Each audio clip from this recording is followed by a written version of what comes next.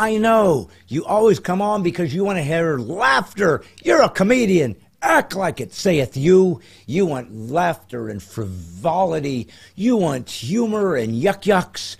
You want fun, fun, fun, till your daddy takes the T-bird away.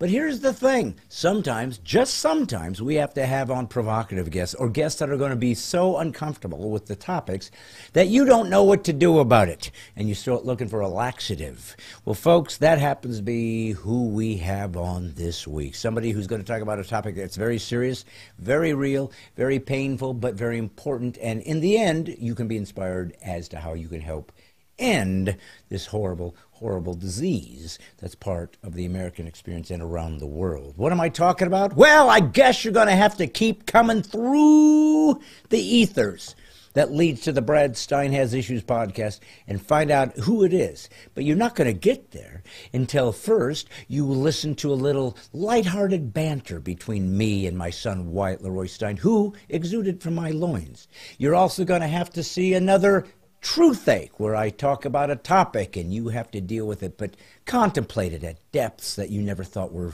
feasible. And then you're going to have to go through a little bit of this and a little bit of that before we get to the guest. That way I'm kind of ushering you in a safe and spoon-fed way like little children, because when you get to the meat, it's going to be hard to swallow. Boy, that is such an intro that you can't wait to get to it. Oh, I did forget to mention there was one other thing you have to endure before we get to our special guest. And that is something that sounds a little bit like...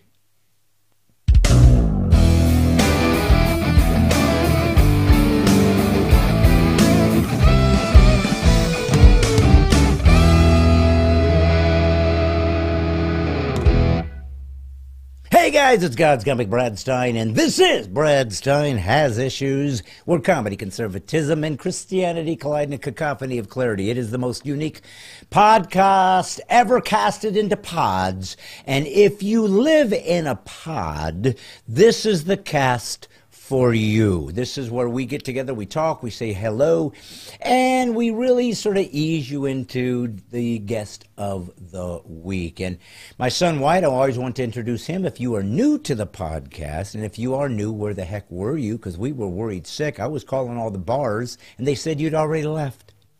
But I want you to know that my son Wyatt Leroy Stine is running the podcast. He's the producer. He pushes the buttons. He controls my mic. If you like what I'm saying, or if you'd rather have it in Latin or Aramaic, he can make that happen. Son, why haven't we done an Aramaic version yet?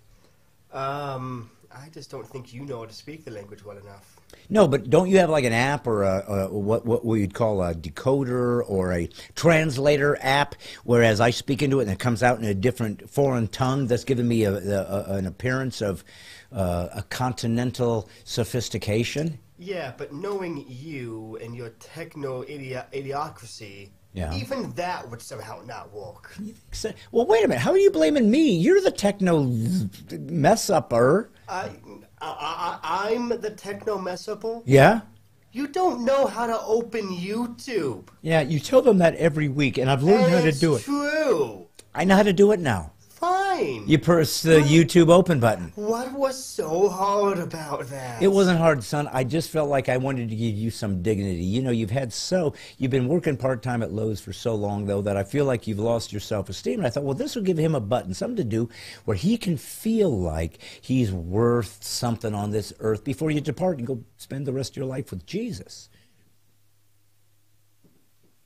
do you want me to say something to that? I thought you were finishing your sentence. Oh, no. I was just... on to the next sentence, which is, you know, how podcasts work instead of this dead space you're creating.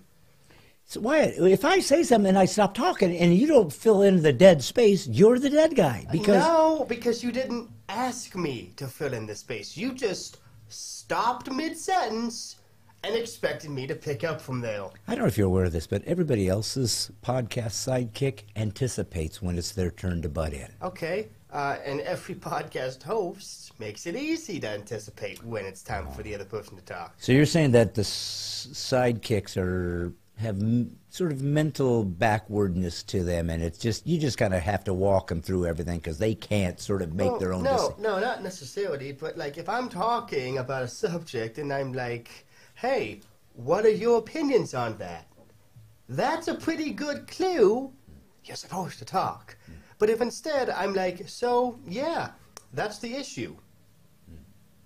Yeah, that's a great... I'm sorry. Why didn't you talk immediately? No, I was Why did you have all that dead space there? You're ruining this podcast. You know what's interesting is what you call dead space, I call a dramatic pause. Well, you know what? Funny thing, what you call dead space, I call a dramatic pause. Yeah, but you just do it because you don't know what to say. No. A few seconds of silence sets up anticipation. It builds suspense. So it you're allows the payoff to matter more. Oh. So you're saying that dead space... Yes, exactly. I know what you're doing, and it's... Look... Create suspense. To an extent. All right. You can't take an idea to its natural extreme, say, that didn't work, and then assume, I guess it doesn't work at any case. Oh, I just made you panic. You were like trying to push buttons. What can I do? What can I fill in? The only button I was threatening to press was your mute button. Hey, whatever happened to our special effects buttons? That. They're a little bit alarming. Yes, but you like another? No, thank you. Listen, I do, speaking of another, this is Brad Stine Has Issues podcast. It is maybe the fastest growing, most amazing podcast in my attic. And I thought that we can't just forget the people that make this podcast great. We have a lot of people who have donated and subscribed to become part of the Militia of the Mind and to become part of the Mighty 10,000. And these are people that come on every dang week, spend time where they could have been spending it with loved ones or people who are on their deathbeds, but they leave the people on their deathbeds to come see me and listen to you, just go off willy-nilly. Yes. So I always feel like, and I don't know if every podcastie does this. I don't know. I don't watch other podcasts. This is something you came up with. Okay, but I always like to say hi to the people because you know what? I know you do, because you don't have enough content to fill half an hour. Not true. Not true. I have plenty of content. Then why don't you use it all? I'm just content not using it. Okay. I guess. Anyways, I want to jump in here and see who, and I'm about to take a look. I'm sure you do. But you're not. I'm going to find out who number one is. No, you're not.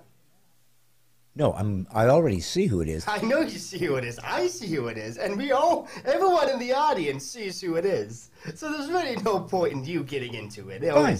Then I'll go to number two. Yeah, no, the audience can see them too. You see, that's the beautiful part of the live chat. Anyone with eyes can see who's number one, who's number two, who's number 12. Maybe they want to hear it from the horse's mouth. Maybe Mr. Podcast, face of podcast, they want to hear me say it. So I'm going to. Maybe they do, but they don't. You have made your point. No, I haven't. What are you doing? You're interrupting. This is just the setup to the point. The point is, I'm hijacking this podcast until you explain to me and the entire audience why you keep taking my shorts. Oh, how'd that get there? It's a shirt that I thought It's my shirt that you took. You stole from me temporarily. Listen, it's not stealing. Temporarily. Then that would be called borrowing. No. Because borrowing at least implies that I told you could. It's still stealing because you didn't ask permission. So you're telling me that your dad, and you understand I created you from whole cloth. Oh, trust me, you, me, the audience, the entire state of Tennessee knows that by this point. And before there was a you, there was a me. And I decided one day perhaps this is a good day to create a young boy who will become my son, and one day my producer, my sidekick. I saw this all coming. And then, when he gets old enough, I can steal his shorts. Do you expect me to steal it when you're 6 months old? I promise. I know I'm small, but they won't fit. I said when he's old enough. Yeah. You, my friend, have to pay attention to the words being said by people. I do think I've worn your Zelda shirt once before. You have. But I think it's cool. It's I do too. That's why it's mine. But you're never on camera. Nobody can see it, so it's being wasted. That's Who cares? It's my shirt. Why are you wearing it? Because I want to look contemporary or retro. Okay, well, you failed right away. What do you mean? Because it's a shirt I own, so you've already failed in that. That's true. Your stuff is all out of date. Second of all, if it really matters that much for you, I'll buy you your own Zelda shirt, so you don't have to take mine. Yeah? Yes.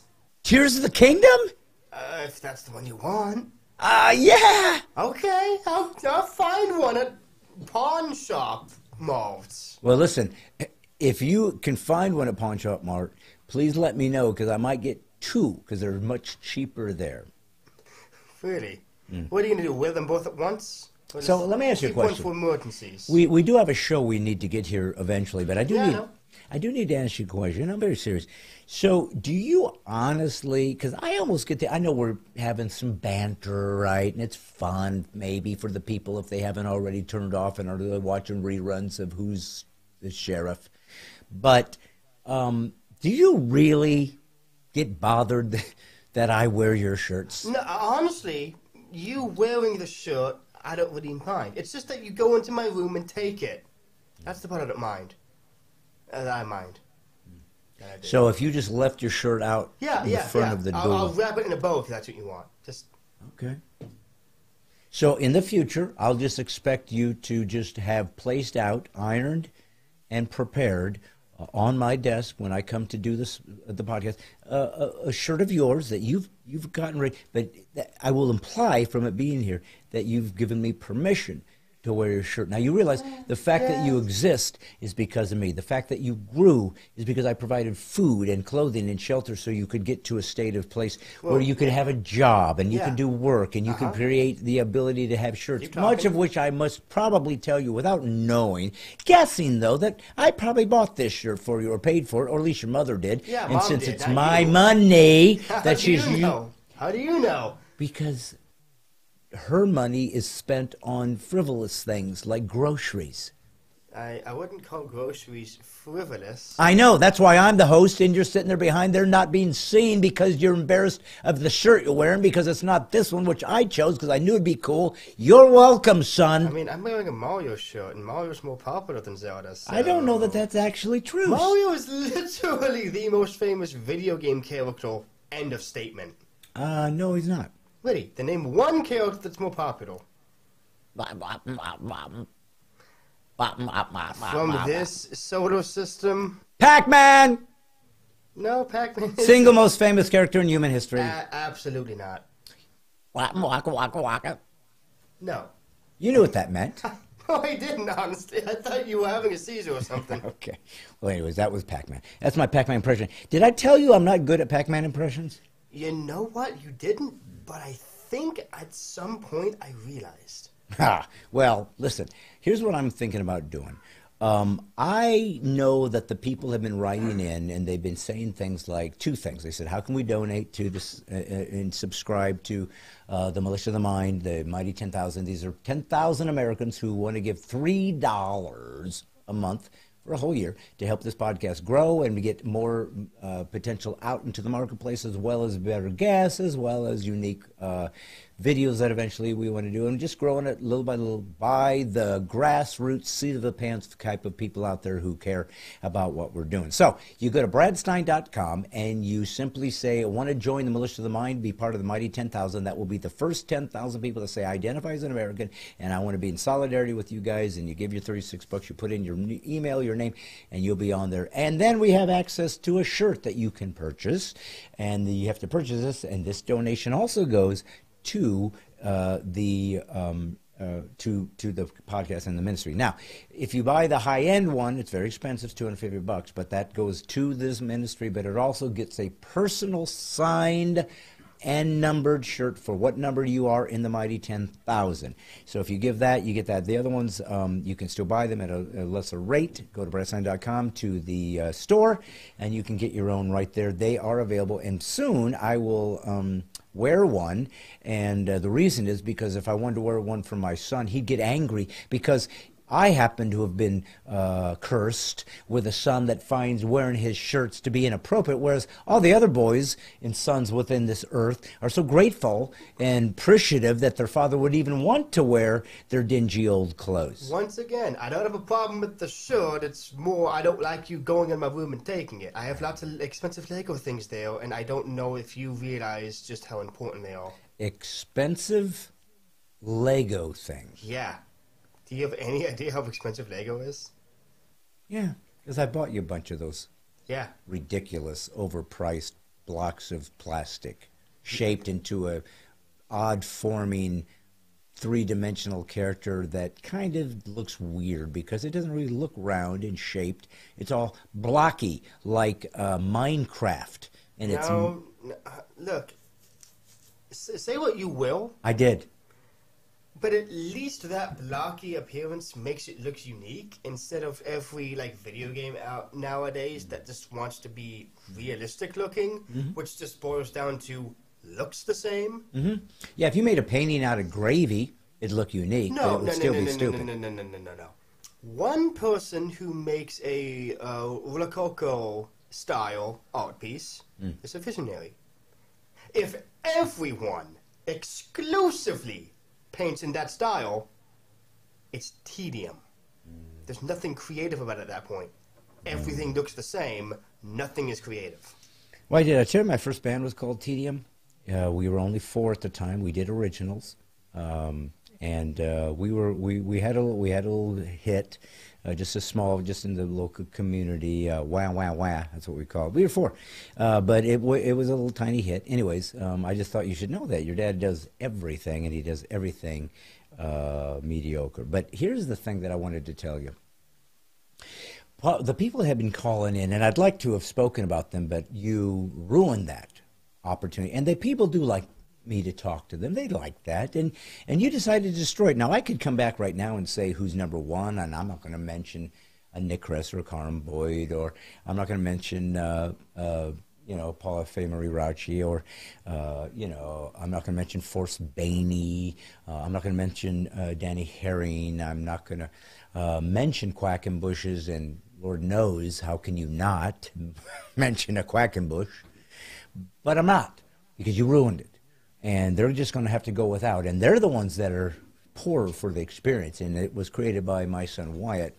So I'm going to leave it there. But I do want you to know that the people that I have watched, and when they do comment and talk to me, they have said they were appreciating Brad Stine Truth Aches. Now, when I told you I had an idea for a new segment, and I'm going to call it Truth Aches, you said it was dumb. He said, nobody's going to want it, nobody's going to hear it. I said, son, please, give me some credit. I have That's not what I said. What did you say? Stop taking my shorts. That's what it was.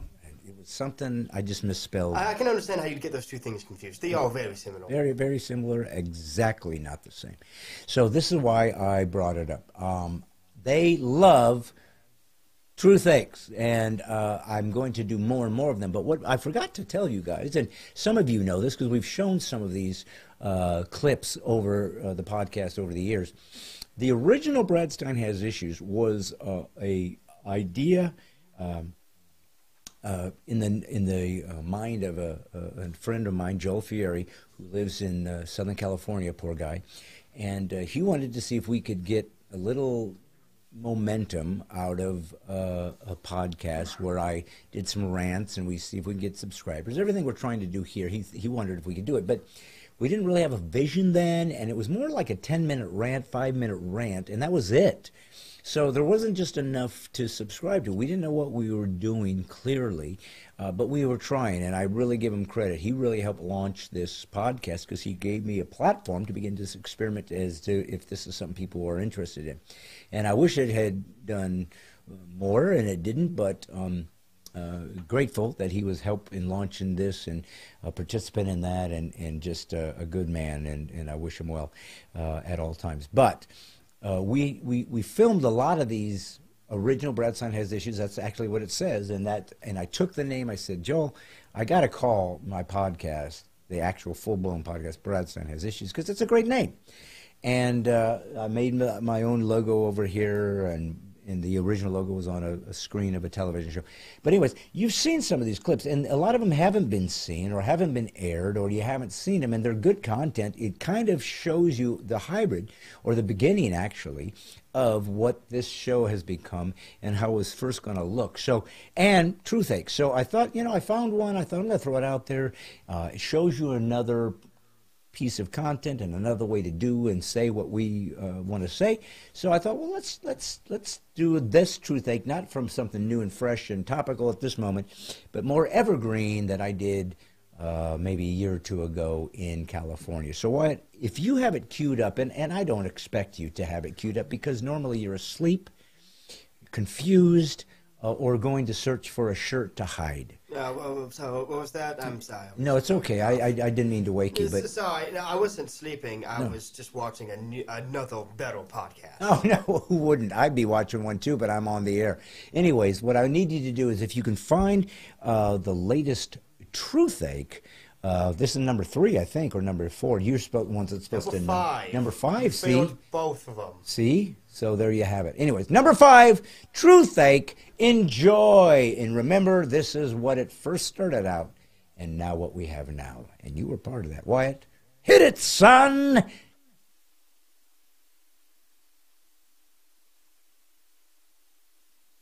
Hey guys, it's God's Comic Brad Stine. This is going to be a little controversial. We're going to talk about a really rough subject today.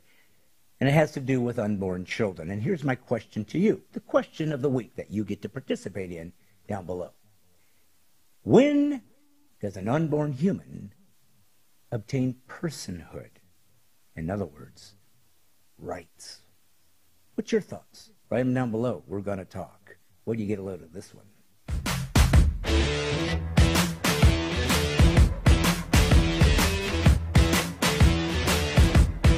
You know, one of the unusual phrases I hear from pro-abortion folks is the phrase, no one is pro-abortion. They believe abortion should be legal. They believe abortion should be accessible. They believe anyone that has an abortion should feel bad about it or feel shame, and they don't want the government stepping in and telling a woman that she can't have an abortion. All this, they say, well, not being pro-abortion, kind of like buying the merchandise, the T-shirts and the hats of a sports team to wear around, but you're not a fan. You're sending mixed signals, I'm afraid. Now, I don't know if I can fully grasp what exactly would cause an otherwise normal, nice person to literally lose their mind when it comes to inconsistency in behaving in a moral way. The amount of hoops jumped through, the amount of linguistic gymnastics required to somehow justify your position for abortion without acknowledging what abortion does to a fellow human. It's staggering, but there's a good reason for that. Because any normal person knows that it is a baby's life at stake that forces them to live a world of denial in order to survive their conscience's annoying habit of reminding them that babies actually prefer to be left intact until they get to come on out here and join in on all the fun. Normally, when it comes to abortion, the typical tactic is to find another cause to champion and then kind of include abortion as an afterthought. For example, people will say, I don't want the government to tell me what I can do with my body.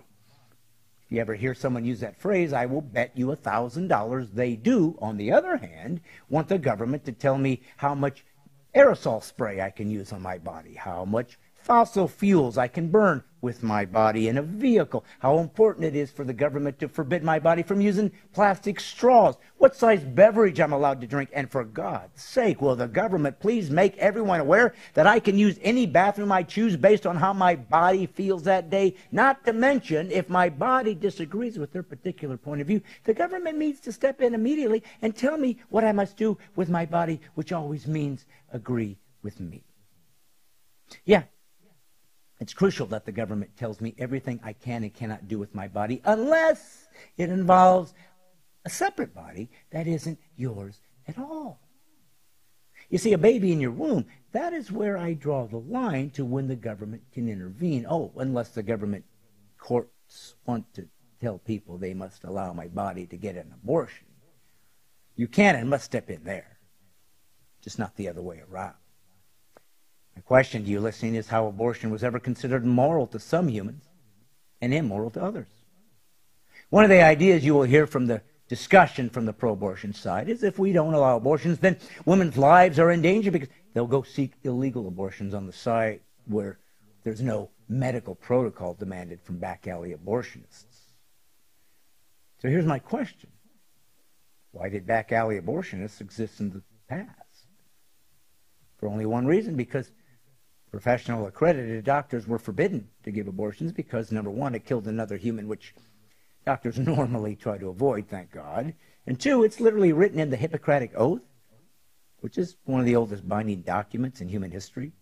The oath written by Hippocrates is still held sacred by physicians, which examine the ethics that would be expected of doctors, even though clearly some doctors have abandoned it. Here are a couple lines from the classic version of the oath.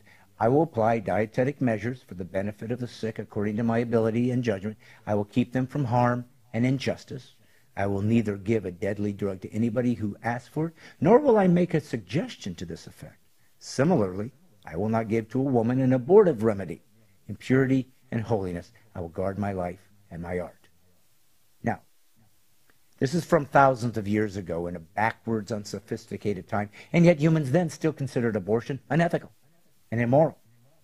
Even an updated version of the oath, and Lord knows there would need to be a progressive version to accommodate the modern culture, which always in progressivism means eliminating wisdom and traditions of the ages so as to not hold humans accountable for their immoral behavior, but it includes this phrase, I will respect the privacy of my patients, for their problems are not disclosed to me that the world may know. Most especially must I tread with care in matters of life and death. If it is given to me to save a life, all thanks, but it may also be within my power to take a life. This awesome responsibility must be faced with great humbleness and awareness of my own frailty. Above all, I must not play God. So from the time of the Greeks to this modern age, no one pretended that killing an unborn baby was ethical. No one. So the back alley abortionist existed because moral society wasn't going to sanction something considered evil and heinous. The back alley represented what evolves when a society decides it has no moral obligation to the most vulnerable amongst us. So what caused the prospective societal change to even allow this to be examined? Well, the feminist movement of the 60s had one goal in mind. Women were to be treated and to behave exactly like men, because over the centuries, many men behaved as cads and irresponsible jackasses in abandoning a woman. They got pregnant. The feminist movement believed it was high time women got to jump in and behave just as irresponsibly as men have historically.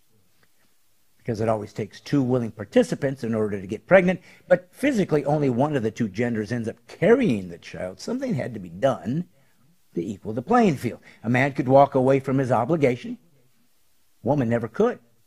So the only way to bring about a egalitarian outcome in regards to recreational sex without consequences was to first dehumanize an unborn child and then remove all more restrictions as oppressive and patriarchal and misogynistic and archaic in their attitudes. Thus, the thousands of years of habit of calling an unborn child exactly that, an unborn child, was now to be recategorized, that innocent human being as a fetus, or even more dehumanizing, a clump of cells. I have a flash for you. If you're watching this episode and are able to understand what I'm saying, guess what? You are a clump of cells as well. A clump of cells, mind you, that have miraculously combined to create a healthy, autonomous, rational, moral, free agent, sacred human being made in the image of God. Every single DNA cluster that allowed you to grow into a mature adult was there with you at the conception, just like every aborted human throughout history. If you're being intellectually honest, there really is no argument as to whether a human life is taken with an abortion. It's more a matter of, is that life sacred and worthy of existence and protection, or have we decided that those further down the line of their human flourishing now have some magic power to decide those that come behind them simply don't warrant protection? Also keep in mind that the woman gets to make this decision, so even though she could not get pregnant without a man who has contributed exactly half of the conceived child's DNA, somehow the father has no say as to if his child can come into the world. You consider that egalitarian or a product of the matriarchy and misandry? Misandry is the female version of misogyny and is equally immoral and bigoted. But since I speak often of the sacredness of the human being because I am a Christ follower, where does that leave a woman who has already had an abortion? Leaves her in the tender care of the God of the universe, who will, in fact, forgive her, love her, and help heal her if she only asks and believes in his mercy. I'm not here to condemn you, as though I am a judge and jury, but instead want to offer you freedom from guilt and pain so many women have experienced by the inevitable post-abortion trauma the Planned Parenthood conveniently never wants to warn women about. That freedom was paid for by Jesus the Christ, and I pray you find him and release this to his care. But what I cannot do in good conscience is pretend that abortion isn't one of, if not the, single most immoral law ever to come out of the Supreme Court, rivaled only by Plessy versus Ferguson. But even slavery, as immoral as it was, didn't result in the deaths of 100% of those affected by it. It is time for America to decide once and for all if all of its citizens deserve life, liberty, and the pursuit of happiness.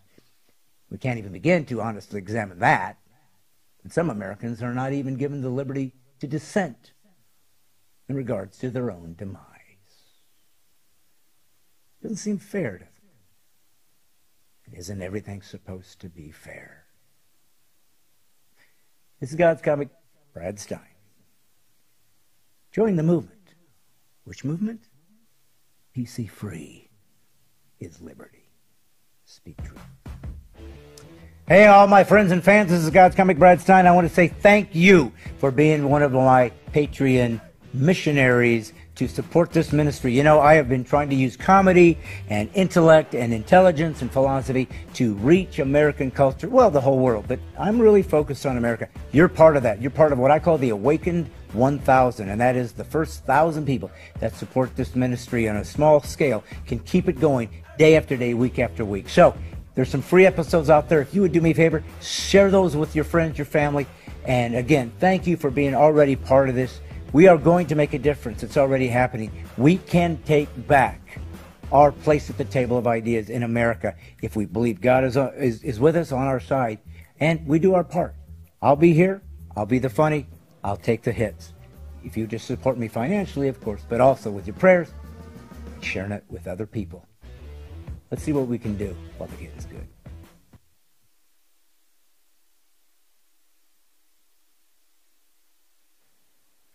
So as you can see, it was literally the beginning of what this is. And you even heard me say something interesting when I was have my patronage? I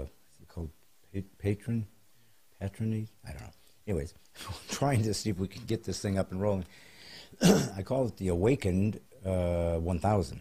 And at that time, I talked about being, awake, right, and so forth and so on. And so since then, I sort of abandoned that term because it seems as though some other people had taken it. But it just shows the progress that this show has taken by trying to see if we can figure it out. But when I first started doing this, and I've told you guys this story 1,000 times, so I figured 1,001 would finally, it'll sink in.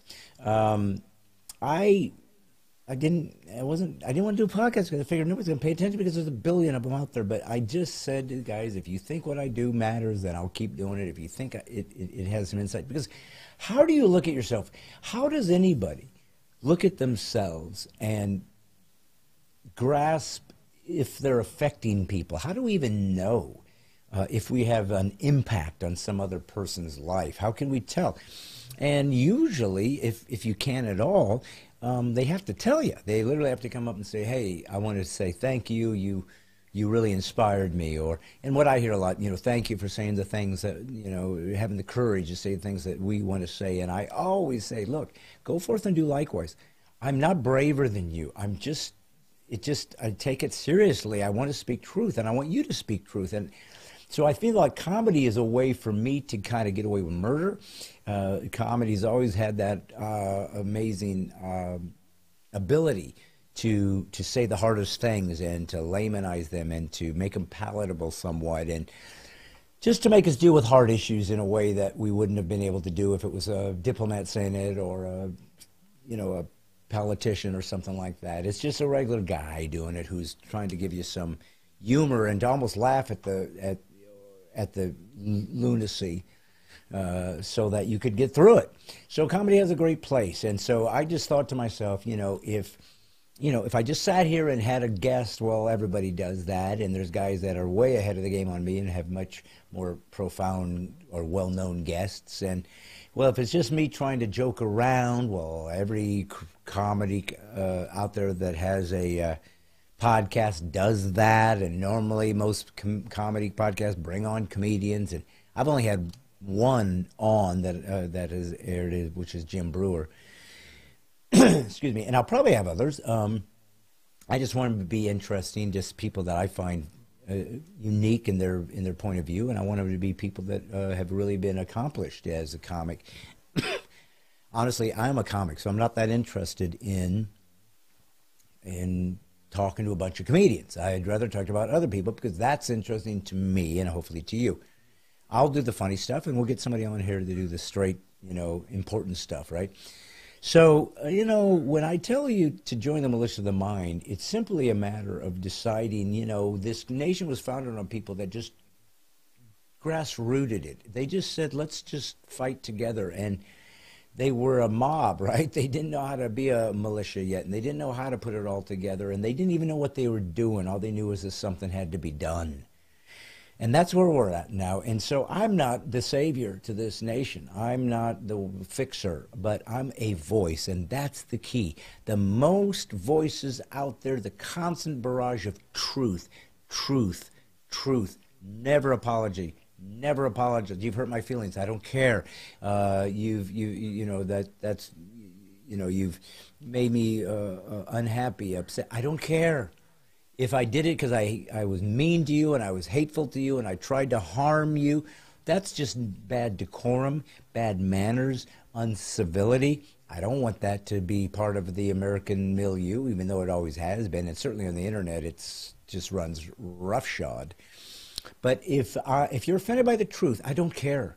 That's what its job is to do, is defend you so that you can realize I'm off base, I need to return to true north. So that's the point of speaking truth. The point of not apologizing for something that you didn't do wrong is to say, you don't make me grovel. You don't get to hijack decorum. You don't get to hijack civility. You don't get to hijack a point of view and decide and deem it inappropriate because you don't like it. That makes you the very despotic, totalitarian, bigot, closed-minded Nazi that you constantly throw at the conservative Christians. And you're doing it. You're literally doing it. You stop them from speaking in college campuses. Only the left does that because you're Marxist bigots. You can't survive with dissent. You can't. You must have those drones following the queen bee to their doom. I want Americans, not citizens of the world. You're not a citizen of the dang world. You are part of humanity. If you're a Christ follower, you are made in the image of God. If you look at a fellow human being, they too are image bearers of God. But if they don't acknowledge him, they're going to hell. It's a terrible thing. It's a terrible thing. Our job is trying to lead you home. Hey, man, I'm just as screwed up as you are, but I know how to get out of here, and I know how to be redeemed from it. There's a guy named Jesus, the only time in history that a human being was recorded doing impossible things and then coming back to life to say, it's me, it's God. And by the way, I was predicted in the Torah, this great and amazing Old Testament, as the Christians refer to it, the Torah, as the Jews call it. This was the beginning of monotheism, and it changed the world forever. That there was, in fact, an ultimate immutable truth, a ultimate moral giver that we have to answer to, and it changed the world forever. And he said things that nobody had ever said before. Nobody ever said we shouldn't have slaves. Slavery was expected in every culture there ever was. And in Exodus, Moses said to Pharaoh, set my people free. That was the first time in history anybody had been thinking that slavery somehow was immoral. Never existed before without the wonderful moral monotheistic belief system known as Judaism, the Israelites, the purveyors of the information given to by the one ultimate God, Yahweh. That's who we are, that's what we believe. And then those of us who have moved beyond that and believe that the Messiah was predicted and referred to himself when Christ came to this earth, and those first Jews that said he is the Messiah, he is who was spoken of, we will follow him, and they started the church. So the church, Christian church, was started, of course, by Jews, and then oftentimes the Gentiles who were let in suddenly were so grateful that they outnumbered many of the Jewish folks that started the whole thing. So that's what this means. That's what this belief system is. It is not a religion. It's not. It's a historically recorded proof that God actually exists and is here. Now, I don't care if you don't believe it. You don't have to. You can say the stories are made up. I don't know. You don't know. I wasn't there either at the party in the Red Sea, nor were you. I choose to believe it because it has shown the test of time that this book and those who lived by it changed the world for the better, got rid of slavery, gave freedom to children, gave freedom to women. It's the kind of thing that said that men and women are equal. It did things thousands of years before anybody else in wokedom finally thought that they came up with this idea. It did it first because it set the standard, because it's true, it's God.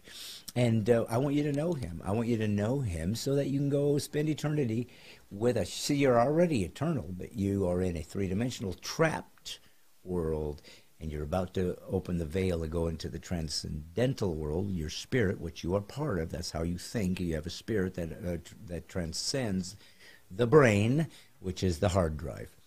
And so you guys, you need to understand what I'm up to, why I'm doing this, and if you want to participate, I need you. I need you. Please subscribe to Brad Stine Has Issues YouTube channel. Say follow and like my Facebook channel.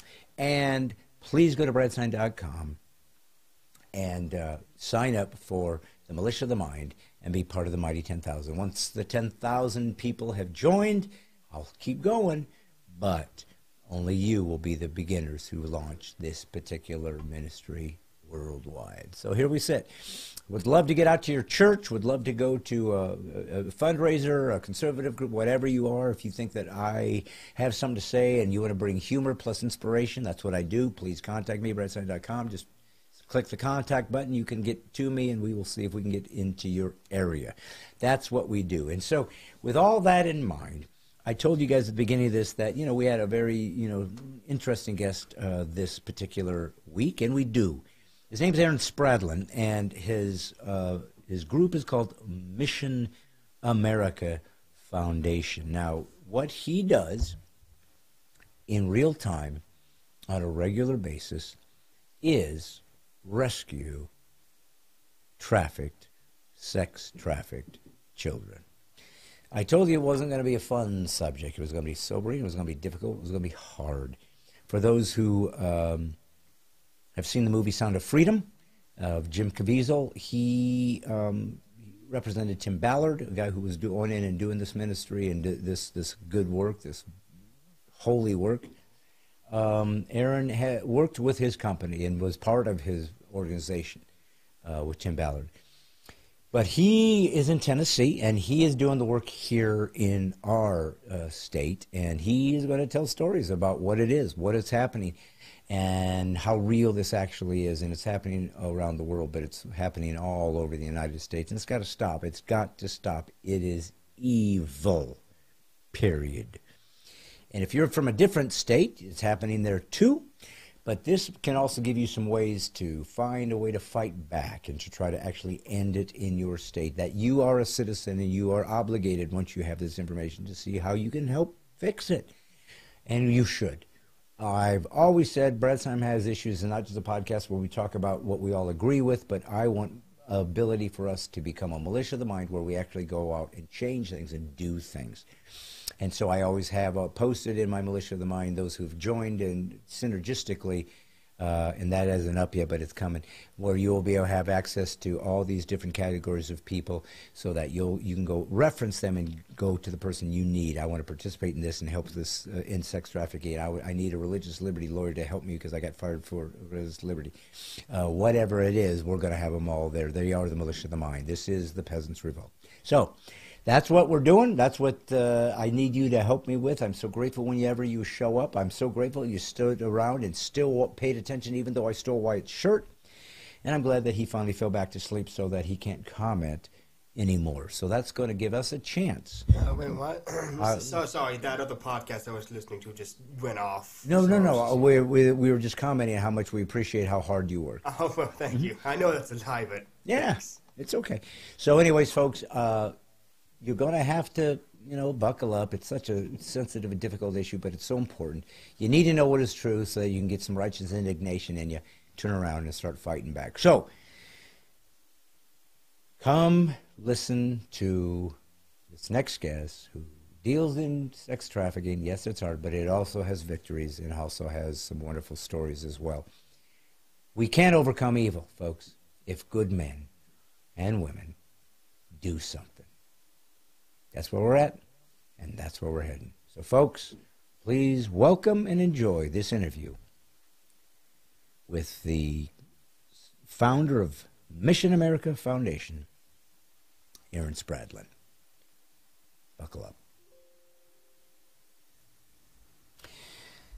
Unfortunately, when you watch Bredsheim Has Issues, you probably assume it's always going to be some fun topic, something we're all excited about, something that's fun and laughable, and boy, nothing to see here.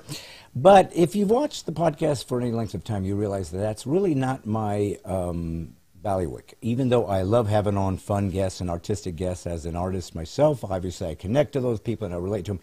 But I told you and promised you that we were going to have on very eclectic people that come from different walks of life. They don't even have to be people of faith, as long as I find they have something interesting to talk about and that they are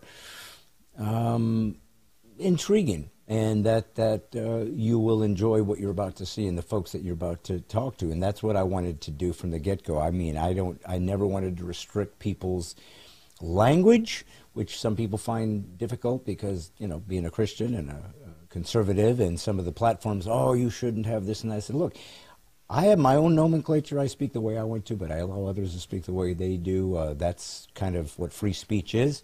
And if you really believe in it, you got to deal with the fact that sometimes it's uncomfortable. But I grew up in comedy clubs, so no speech really shocks or bothers me. That's how I cut my teeth.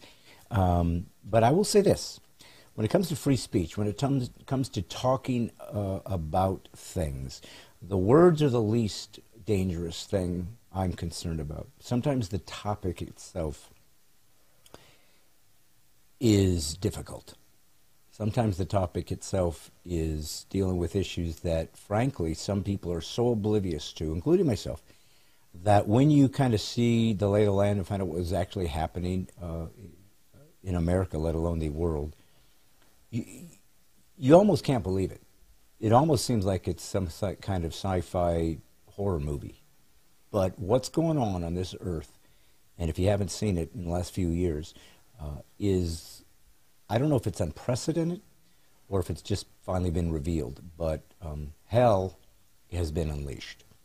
So there's been a movie that's made a lot of noise the last couple of years, or maybe year, Cry Freedom.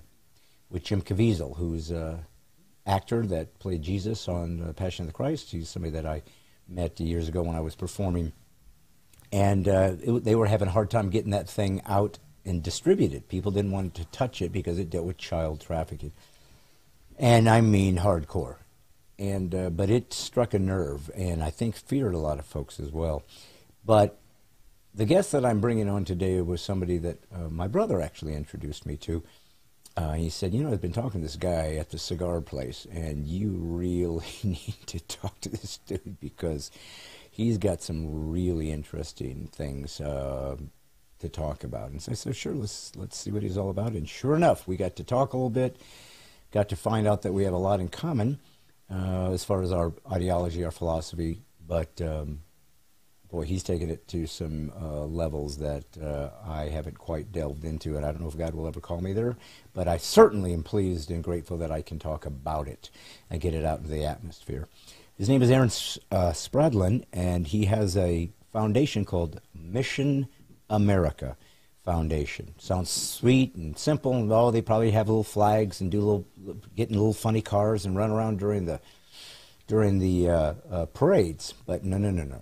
It's much more than that, and you will be shocked, disturbed, but hopefully prepared for battling in the streets as this peasants' revolt continues in America, and we continue to fight back for our freedoms. Abandoned by D.C., but we still have the numbers. Let's see if we can put them together in the militia of the mind that I'm creating, and part of that goes with this new special guest that I think you're going to find quite interesting. Please welcome Aaron Spradlin to Brad Stine Has Issues. Aaron, God bless you, brother. Thank you, sir. God bless you. Yes, sir. Well, listen, if you want to move that up a little bit so you don't have to sit sideways, be my guest. We are very, and you can pull that towards you a little bit so you're not leaning over, whatever you want to do. Just make it free. But Aaron, you know, so you and I met a couple months ago, I guess, and it was just so funny. You know, Nashville is such a eclectic place. You don't know who's out there and who you're going to meet. And, of course, we expect artists. Oh, sure. But there's a lot of other folks that are doing some really interesting things. And usually, sometimes people of faith, holy crap, when I got a load of what you were up to, I'm going, dude, this is great. And I know a few people, we talked about it, that kind of are in that world or have been in that, dabble in that world, and it's in the dangerous world. But instead of me trying to just sort of just give some bullet point back book cover topic, why don't we allow you to describe it? Tell a little bit about yourself, your background, so they understand where you're coming from, your skill set, and where you ended up that it has us speaking to each other today. Okay. Well, first of all, again, thank you for letting me be here. This journey is a journey that I never, ever imagined that I would end up on. I think we mentioned a little bit about my past. Before my military life, I lived on the stage. So I was a performer. I went to college for music and minored in dance. I mean, it's a very odd Well, you look thing. like a dancer. Yeah, I remember looking at you thinking, clearly that's ballet. Yeah. I am the epitome. Yeah. Don't want to see you in a cod piece, but nevertheless. So in that, when the music stopped, I ended up joining the Army in 1997, and I went to Fort Bragg, North Carolina, and became a member of the 82nd Airborne and Parachute Infantry Unit. And then I moved on to teach people at Fort Knox, Kentucky, officers coming in out of West Point and different various, ROTC programs. And then my wife was sick, and I got out of the Army in 2001. And I was lost in the woods. I didn't know what I was supposed to be. I've done everything. I was a car salesman. I was a car sales manager. I was in the mortgage business. I hauled appliances for Sears. I did all kinds of crazy things just to try to make a living, but I was absolutely miserable. And I didn't know why I was miserable, but I came to a realization in about 2003 that I was missing people like myself. Once you get into that brotherhood and that camaraderie of what the military is, and especially in the combat arms side of the military, where your teams are small and they are your six everywhere you go, you get out into the world and you're kind of like, whoa, I don't remember it being like this, because I was young enough and naive enough that I didn't realize that everybody was out to attack you. So in that, I became a contractor in different various military style jobs, right? I was a subcontractor to Homeland Security, and I did international extradition. I took bad felons back to country of origin. I progressed on a little bit longer in life, and then in 2008, I decided I had an itch to scratch, so I went back into the military, but on the National Guard side of it, I went to the 20th Special Forces Group in Alabama. Was there for 2 years, and again, that was just another military protection thought process. Everything I did after 1997 was in the world of protection. My little jobs here and there were just miserable, but once I got into what I'm supposed to be, it was about protection. There's a reason for this, because I don't know anything about trafficking up to this point. Then in 2000, but by protection, you mean like a bodyguard type thing? Either the flag and country or personal protection of human being. Okay. And so, or property.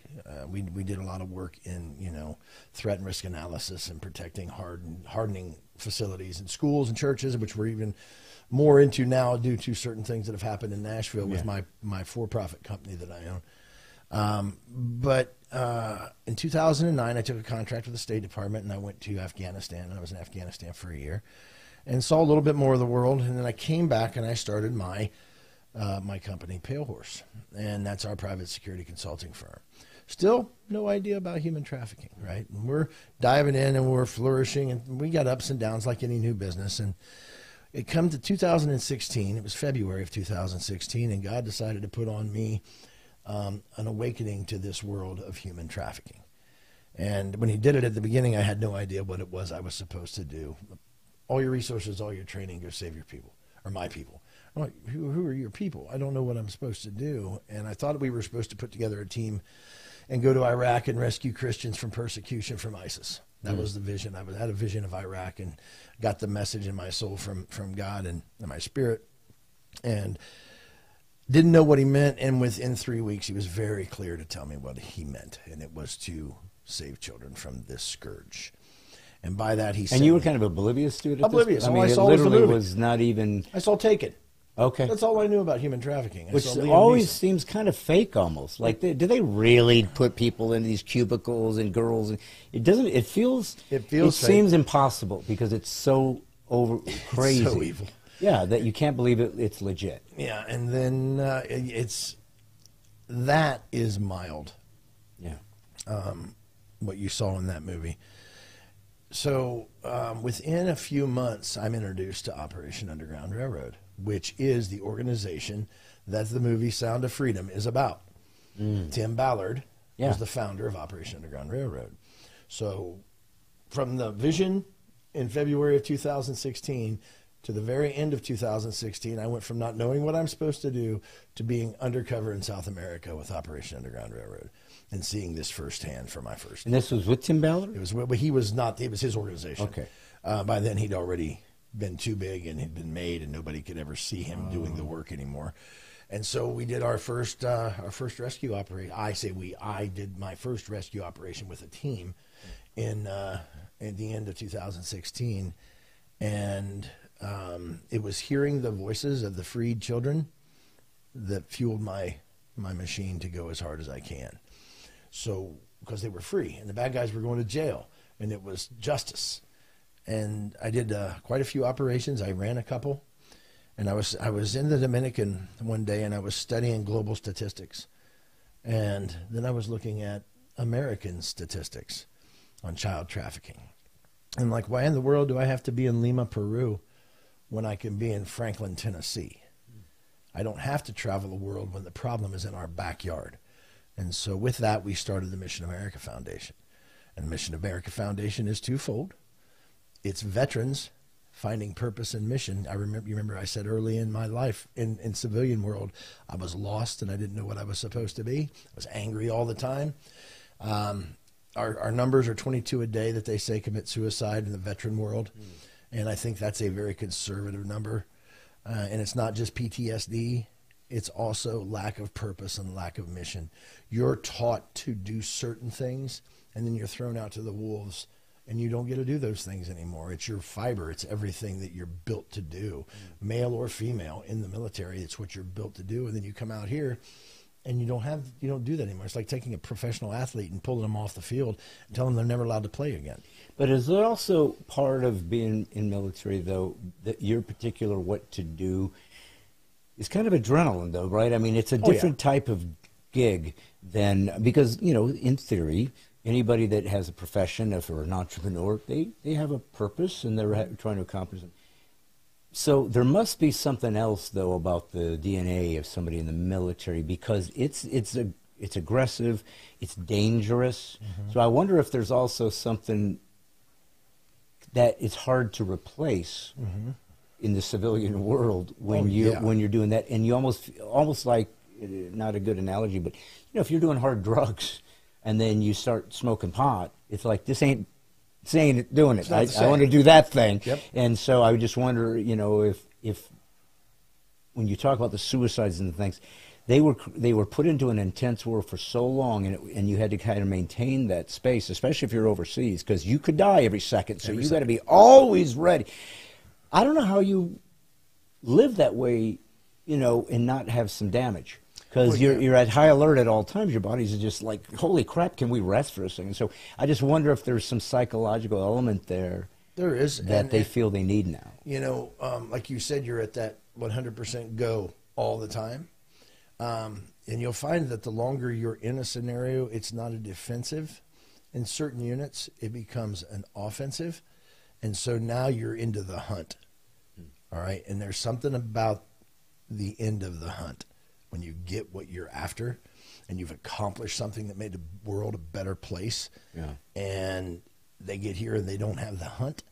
So in this world, we have the hunt because there are plenty of targets to hunt in the United States. And when I say that, I don't say that from a vigilante perspective, because people want to put the, you know, oh, you're just out there, you know, violating the law and doing. No, we are well within our left and right limits, which I have cleared through various law enforcement entities to make certain I know what we're allowed to do to assist them, right? The resources in America are so low that we just become extra sets of eyes, and we're out there building actionable intelligence on targets that we can present then to the law enforcement where they have enough probable cause to get warrants, etc. So you're not armed? It's not like you're armed. Okay, so if you needed to, you would use lethal force. If we were ever threatened in a manner that we had to defend I just ourselves. think of that. I think of Dog the Bounty Hunter, which is different than what you were doing. But, you know, he never had a gun, and so I thought, I wonder if there's laws for certain people. You have to have certain credentials to be able to be doing that if you're not law enforcement and have guns. I just was curious. Unfortunately for Dog, he was a felon, so he couldn't carry a gun. Is that why it was? Okay. But his team could. Okay. But, yeah, they used a lot of pepper spray. Yeah, and I just thought it was maybe because you bounty hunters weren't allowed to use lethal force. I don't know. No, actually, bounty hunters have a lot more law or a lot more freedom in their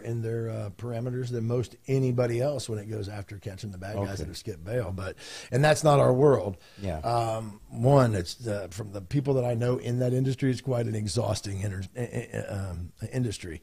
So when we started the foundation, we already started looking, you know, at certain things here in Tennessee. So let me bring it down from the global to the local. So when we started this fight, 1.2 million children, this is 2016, 1.2 million children that they could account for were trafficked globally around the world, 1.2 million. And now that number is 10 million. There are 40 million slaves throughout the world that aren't children. They're adults being utilized in this realm too. But the children, there's 10 million children being trafficked around the world.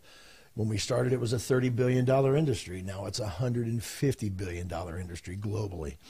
And, you know, as we whittle that down to the United States, especially with the new open border, as open as it is, right? I went down to the Rio Grande Valley. It's been about 3 or 4 months ago now. And I went from from Laredo, Texas to McAllen. That's 277 miles of border, and that's 34,000 square miles of space. We have 9 checkpoints for the Border Patrol in that span, and 2 internal checkpoints for smugglers. Now, the guy I talked to that was at the Border Patrol checkpoint I said, if there's anything in the world that you could have to make your life easier, what would it be? And he said, about 2,000 more people to help us, because if they're over here to the right and I don't leave my post because I can't, anybody can walk through, right? So in 2018, 14,752 unaccompanied minors came across the border. From March of 2022 to March of 2023, 150,000 unaccompanied minors came across the border. Now, these are the ones that we counted. Now, if you have all that space, and the Red Rock Valley in Arizona is very much the same, a wide open vastness that's not monitored. All those children coming across the border, so let's say we have 250,000 unaccompanied minors. Now, here comes the ding, ding, ding moment. 83% of the children trafficked in America are American children. Now, when you tell a group of people that, they look at you like, what? Yeah. 83% of the traffic victims in the United States, this is FBI and Homeland statistic, are American children. That 150,000 that's come across, that's just adding to what's already existing here. All right, they say 14,500 to 17,500 foreign nationals are trafficked every year. We've already blew that out of the water between 2022 and 2023 with 150,000. Homeland says we have 300,000 children that are trafficked here that are American children. It's not even remotely close. It's roughly about 2 million that are trafficked in the United States. A child's sold for sex every 2 minutes in the United States. So, you know, as I was telling my viewers, you know, this is a rough interview. It's important, obviously, because, you know, people need to be aware and they need to assist if they can and help you and whomever's in this. So it's important. But I feel like to really understand what we're talking about, you know, I think we need to be very specific, and it's heartbreaking. So when you say children are being trafficked, give me an age range. 8 to 13. Okay. So 8-year-olds, and I'm guessing boys and girls. Boys and girls. 21% are boys. So who is doing the trafficking? Do they have what we used to call pimps for the prostitutes or whatever? And is there sort of organizations that sort of grab these kids, and I don't know where they're getting them from, frankly. Are their parents selling these kids to somebody? I mean, I know in some Middle Eastern countries, they'll sell their children for a certain thing. So I'm just curious, you know, how do they even get into the system? And then who's running the show and keeping them sort of alive? And how do we not find them? They would have to be at least in some brick and mortar that exists. It's not like they're in a tent moving every second, you know. So it almost feels like they should be obvious where this is. Why aren't we able to then sort of put an end to it immediately? To the original question of whether it's organizations or whether it's this or whether it's families, yes, yes, yes are the answers. All right, so let's start with the masterminds in America right now. All right, so the cartels from Mexico are basically running this entire operation in America. Now, I say that, and they're like, well, how are the cartels running from Mexico? Because the cartels are here. So the Jalisco cartel is now the most powerful cartel in all of Mexico. The other cartels answer to them, like the Sinaloa, the Zetas. They follow suit because the Jalisco is so brutal. So as they migrate into the country as businessmen, all right, they're not doing brick and mortar, they're not putting roofs on, they're not doing lawns or cooking or all the things that the American people don't do, so they come here for the opportunity. No, they're running business, but they use a structure where, so this is the top of the umbrella, let's call it the cartel, all right? Then they have the already established gangs to be their underlings. So whether that be the MS-13, the Brown Pride, the Gangster Disciples, the Bloods, the Crips, all of those gangs are running the ground operation, all right? And here in the U.S.? Here in the U.S. And then that money funnels up, and then it funnels down, and then they send more people. Now, from the perspective of the families, in East Tennessee, families are pimping their own children for meth and for rent money. Okay, so we had a 12-year-old that came to one of the restoration centers here in Nashville that grandma was pimping her for meth. And there's all of these stories running through the Appalachian Mountains and into, you know, the Smokies and down on that side because it's so hidden away from anything. Yeah. But the Johns are the problem. Right. If you've got, you know, if you have the demand, you're going to have the supply. And there's a line in the movie where he says, you know, I could sell you a bag of drugs and then I have to go get more drugs. It's going to surpass the drug trade. Because one child can be sold 10 times a day until they're not old enough for that marketability. And then what you do is you just make another product.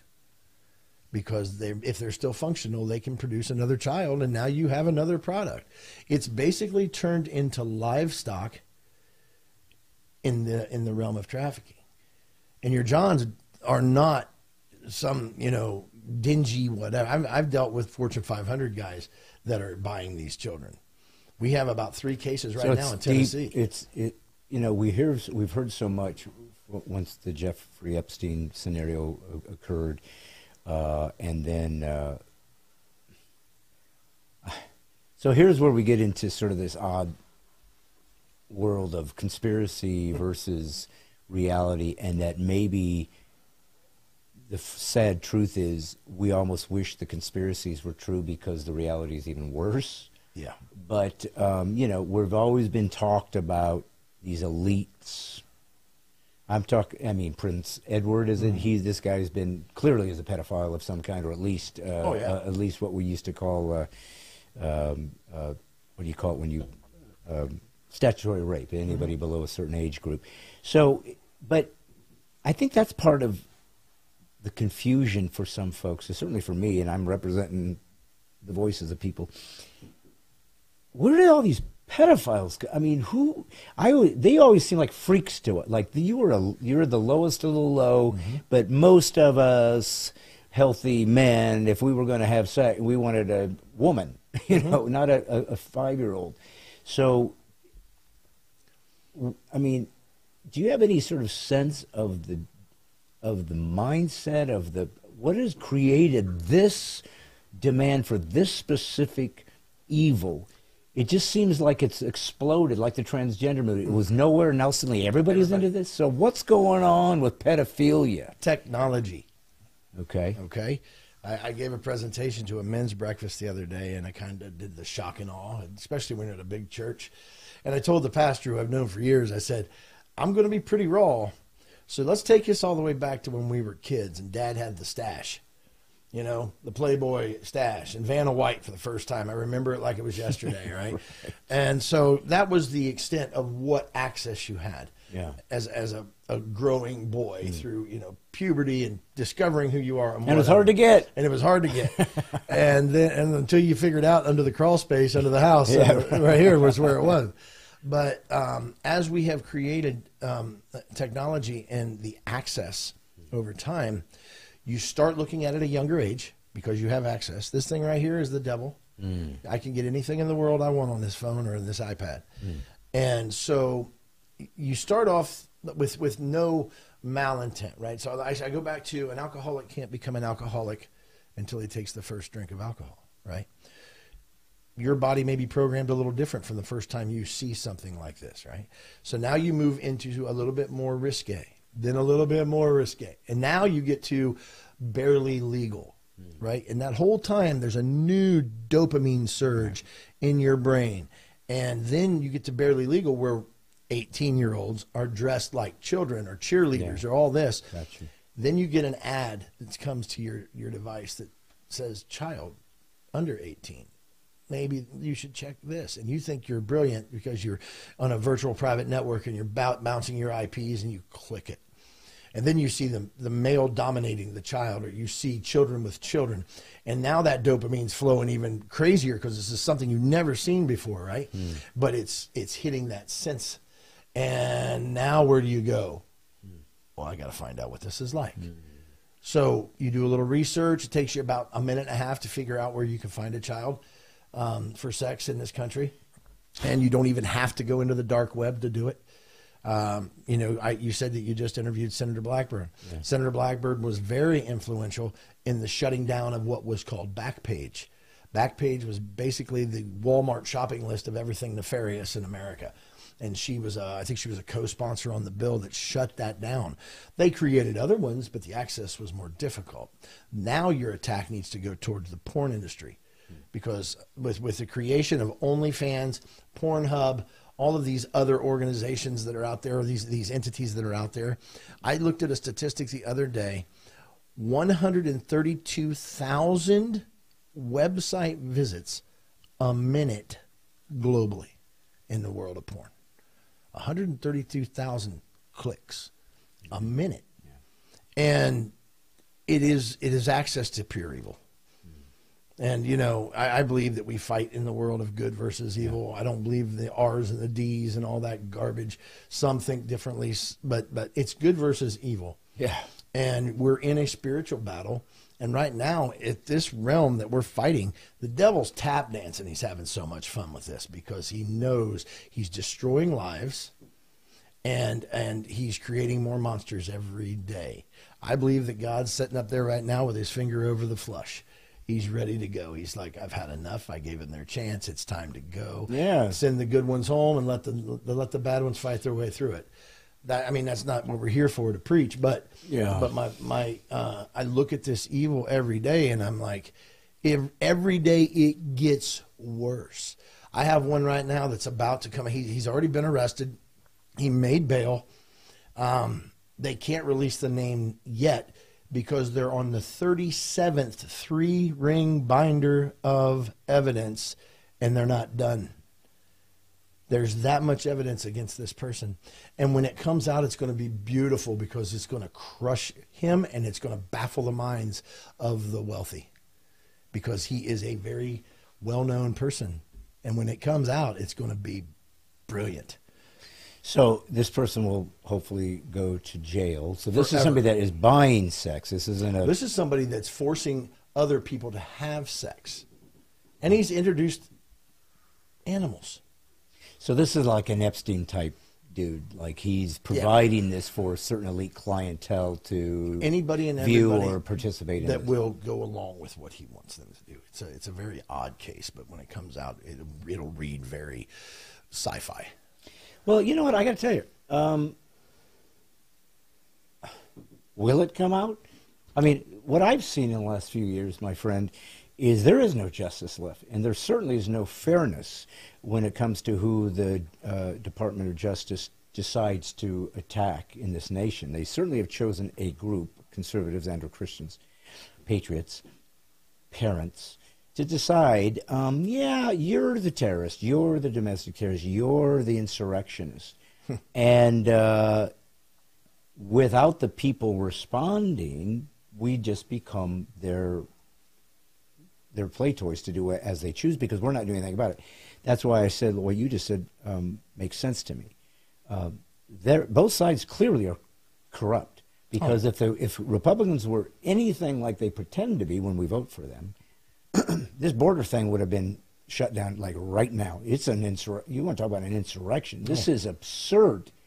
And the Biden administration welded the doors open. This is like they couldn't have made it more blatant. We are going to destroy this country. I don't know how this can continue. Right. We cannot survive. And then when we go into the academy, where our children are literally being taught to be Marxist advocates, and that's what they're taught, your country can't survive when the next generation hates it. Right. It can't. So I mean, this is a little off track from your specialty, though I know you're also very much about patriotism in our Constitution and so forth. And we're knee deep in the political realm and the other side of our foundation. So what I was getting at with, so you're privy to somebody that's about to hopefully have the hammer dropped on them. But what is this sort of inside information or whatever, or or can we know? Well, who's this? What's going on? What's happening? Why wouldn't we be able to be aware of that unless? Who knows? Maybe it ain't going to happen after. Maybe just maybe they know the right people and they got enough the right money and enough connections. Well, that's where we come in. Okay, so because explain I won't let it. Well, show me how that happens. Then. I won't let it. So what we've been very fortunate with in the last year is the reach. All right, so somehow, some way, after Sound of Freedom came out, of course, working for that organization, they were attacked by Rolling Stone, the Washington Post. It was all QAnon. It's not real, blah, blah. It gave me a platform to come out and defend them, which I did. I came out and defended Tim. I defended the organization, defended that they're real people. I mean, we hosted him in Franklin. He was there. Physically, he is a real person. So we went out talking about this, but we also were talking about what Mel Gibson's doing with his documentary that he's going to talk about Europe. Ukraine, Moldova, Romania, etc. And it gave us a springboard in to start talking about America. Well, with that, and my relationship with the executive director of the Faith and Freedom Coalition of Tennessee that I chair, we now have the power of the press. The power of the press to the national level. I was not, 2 months ago, I was standing with Mercedes Schlepp on CPAC having a conversation on a national scale. If this doesn't come out, we will drop this into every major conservative, air quote, conservative organization out there in the press and make certain that it is exposed. If we have to go through Veritas, we'll go through Veritas. If we have to go through Newsmax, we'll go through anybody in the world to get it out there, or we'll use our own platform. So now. you are the ones that have acquired all this information about this guy? Yes. Okay. So but theoretically, you bring this to whom would be the proper protocol if this was a normal country? It would go to what, the FBI? It went to Homeland. It went to Homeland. It went to the local PD in the city that this person lives in. They did the takedown. They did the arrest. They have the evidence. They're processing. The reason we don't drop names in the conversation is because it's an ongoing investigation. But they've been arrested. They have been arrested. Now, are they out on bail? They're out on bail. You can't find them right now in the arrest mugshots, which is interesting. But they can't hide it. I won't let them hide it. Yeah. You know, there's other big targets that we're after, and we're working with law enforcement to see to it. We're also building into our next realm of session here in Tennessee, where we have a slate of 10 anti-human trafficking laws that we're bringing to the table. That if I'm pretty confident we'll get 10 out of 10. This last two sessions, we've been 42 and 42. 42 out of 42, we've won everything that we've wanted to win, and we've shut down everything that we've wanted to shut down with our current administration and legislators that we have at the Assembly in the state of Tennessee. We want to take that to other states. So we want to do it in Georgia. We want to do it in North Carolina. We want to do it in Florida. We have a real good shot at doing it in Texas because of Abbott's. I mean, he's hell-bent on shutting this down. He highlighted the corridor of where the children are coming through. And I believe we found it when we were down there on some back road, a spit away from the Mexican border, that had two markers. One was a Spider-Man stuffed animal, one was a doll, which are the cartels like to use different signs for what's what.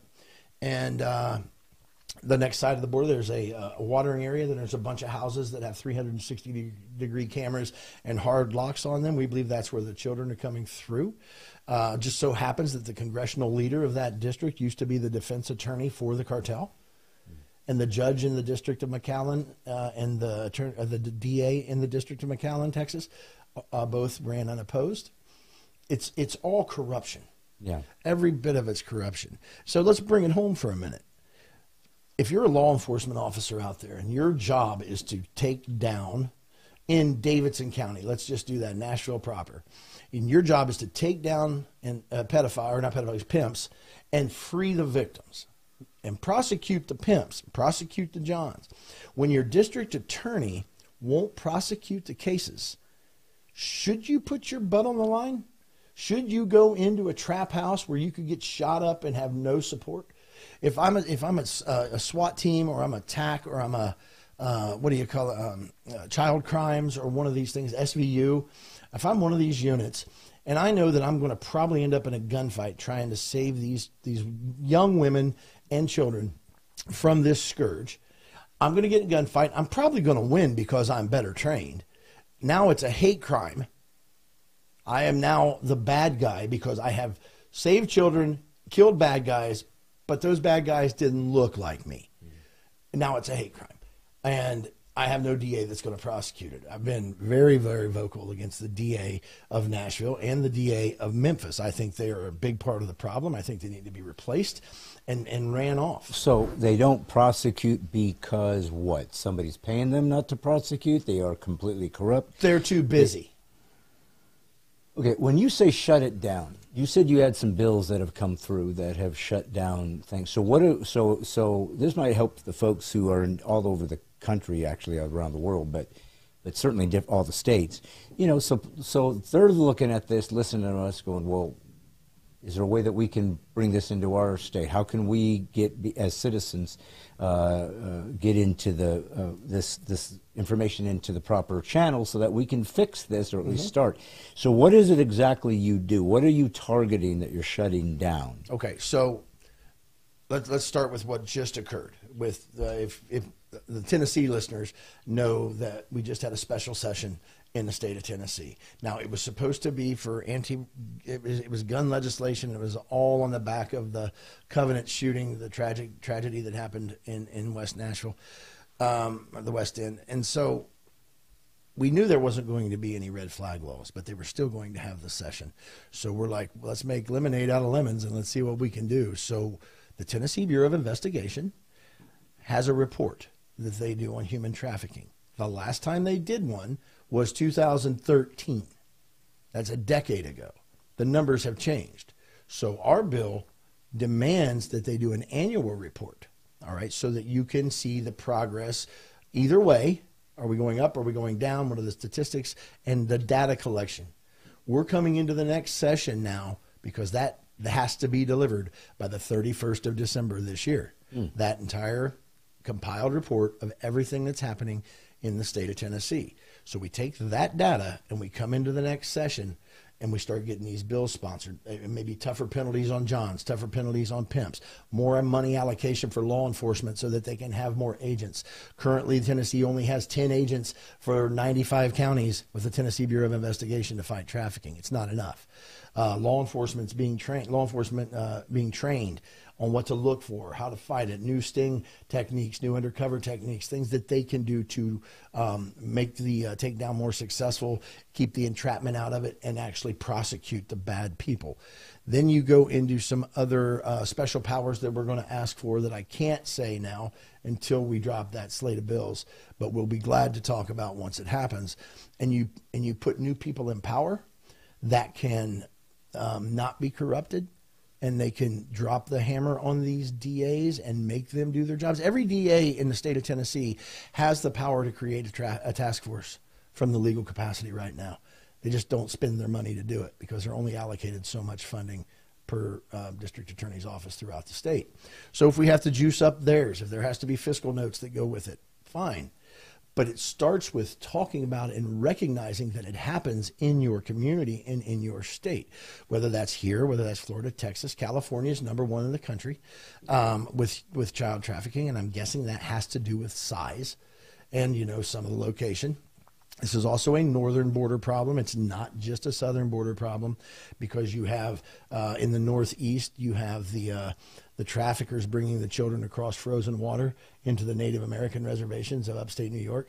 And then some of the Native American reservations are also in bed with it.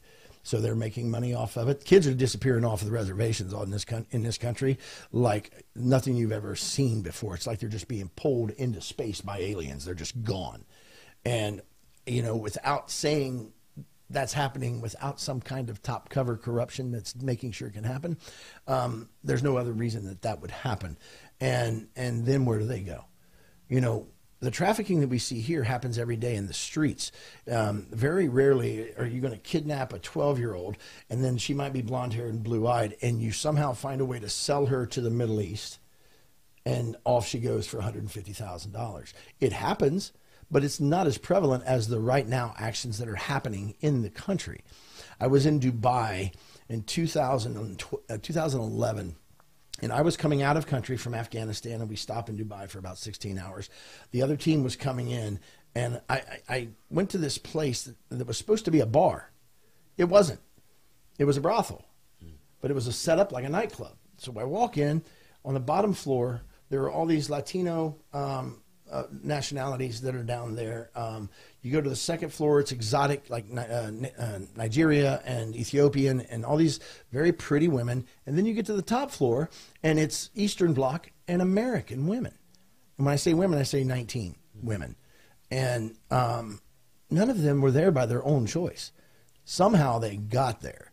So that was sold out of this country or their country and sent to this place. This is Saudi Arabia? This was Dubai, United the United Arab Emirates. Yeah. So this is... Okay, so I'm trying to think from the Muslim perspective. I know they supposedly don't drink or smoke, but perhaps, how are they justifying that? Isn't Islam against, I don't know, maybe Allah can't see Dubai. Allah can't see. It's beautiful how That's it's in the manipulated. Quran? Yeah. Okay, so it is whatever. They're all corrupt. Everybody is in it for what they can get. What do these children endure? So first, they're going to be brought in. So let's talk about, and let's do the Tennessee realm for a minute. Tennessee has 600 runaways a month. 10% of those fall victim. Now, here's what happens. The runaways are like water. They go to the lowest lying area because it gets to a point where they're hungry. They're tired of being cold. They need their drug of choice if they have one. So they go to the underlying areas. Now, unfortunately, but fortunately, we know where those areas are. So they go there and they meet somebody that's going to take care of them, right? So they get brought into a home, which may have 14 or 15 others. And if they don't already have an addiction, they'll have one before they leave. Usually it's a woman that will be the person that takes care of them, but doesn't take care of them. They set them up to be beaten. They set them up to be raped. They set them up to have all the drug need. And then they basically become zombified.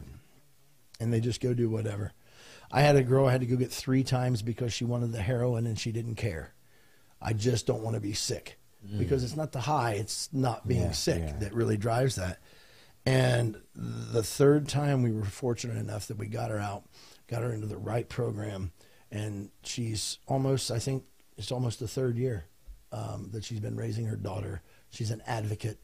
She's a hammer. She's my swan song. She's the thing that keeps me going because it wasn't very soon, or not very soon after a tragedy that we rescued her. We had a girl that was murdered in Jackson, Tennessee by a gang because the law enforcement had put up a $5,000 reward for information leading to, and her picture was scattered all over Jackson and Memphis, and it was too much heat for the gang, so they decapitated her and threw her head out in the middle of the bush somewhere, and then they found her body a couple weeks later. All right, so the drugs are the biggest thing. Drugs and fear.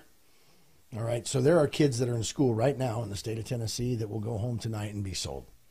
And not by their families, by somebody that groomed them, somebody that gives them trinkets. They'll lash out in school. They'll look malnourished.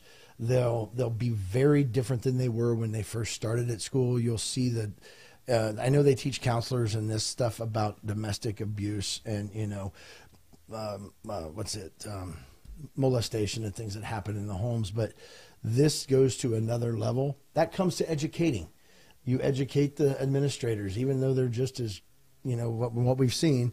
A lot of them have really kind of fallen off to the side where it's okay to show porn to your kids at 7 in reading time by a 300-pound drag queen. That's fine. It's no big deal. So why do they care if your kid's getting raped at night? And I'm going to make a lot of enemies with that. But, I started making enemies in 16, and I'm just stacking them up.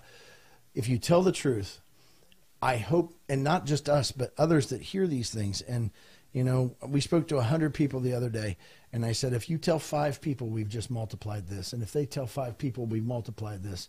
And you start talking about the ways that they can get ahead of it. Back to the devil. Right here, this phone. I can create a profile right now and become a 14-year-old girl on Facebook. And then I go into all the games. I'm in the Minecraft chat room. I'm in whatever the games the kids are playing chat rooms. And if I'm the genius that is behind this nefarious activity, I know what to look for in their patterns of speech. I'm going to find the introvert. I'm going to find the one that's, sort of the outcast, and this is their only place they go. They really just want to have real friends, but they're in this cyber realm, and they don't have to be themselves. And then I grab onto her, and I start grooming her. I start talking about how I have a lot of trouble at school, and I have all these problems, and my mom doesn't love me, and all the things, blah, blah, blah. And eventually I set it up to where we're going to meet. And then we meet on a parent-sanctioned play date at a park. So Sally's going to go, and I'm going to be Becky, all right? The bad guy's Becky. And Becky's going to go, and both moms are going to meet at the park. Well, they get to the park, and Sally goes out, and she's on the swings. And what's the first thing Mom does when she sits down? She puts her face in this stupid phone to check her Instagram. And then what happens? She looks up, and Sally's gone.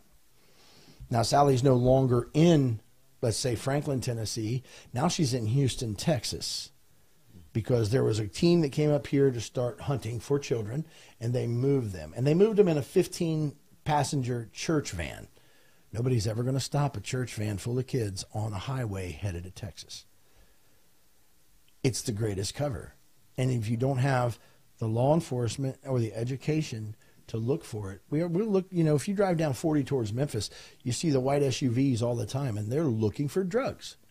They're looking for the back of a car to lay a little low. They're looking for these different signs because they're trained so intensely on what to look for in the drug trade. It's the same highway that's moving the kids. That's why Tennessee's so prevalent. We have a major highway system here with 40, 65, 75.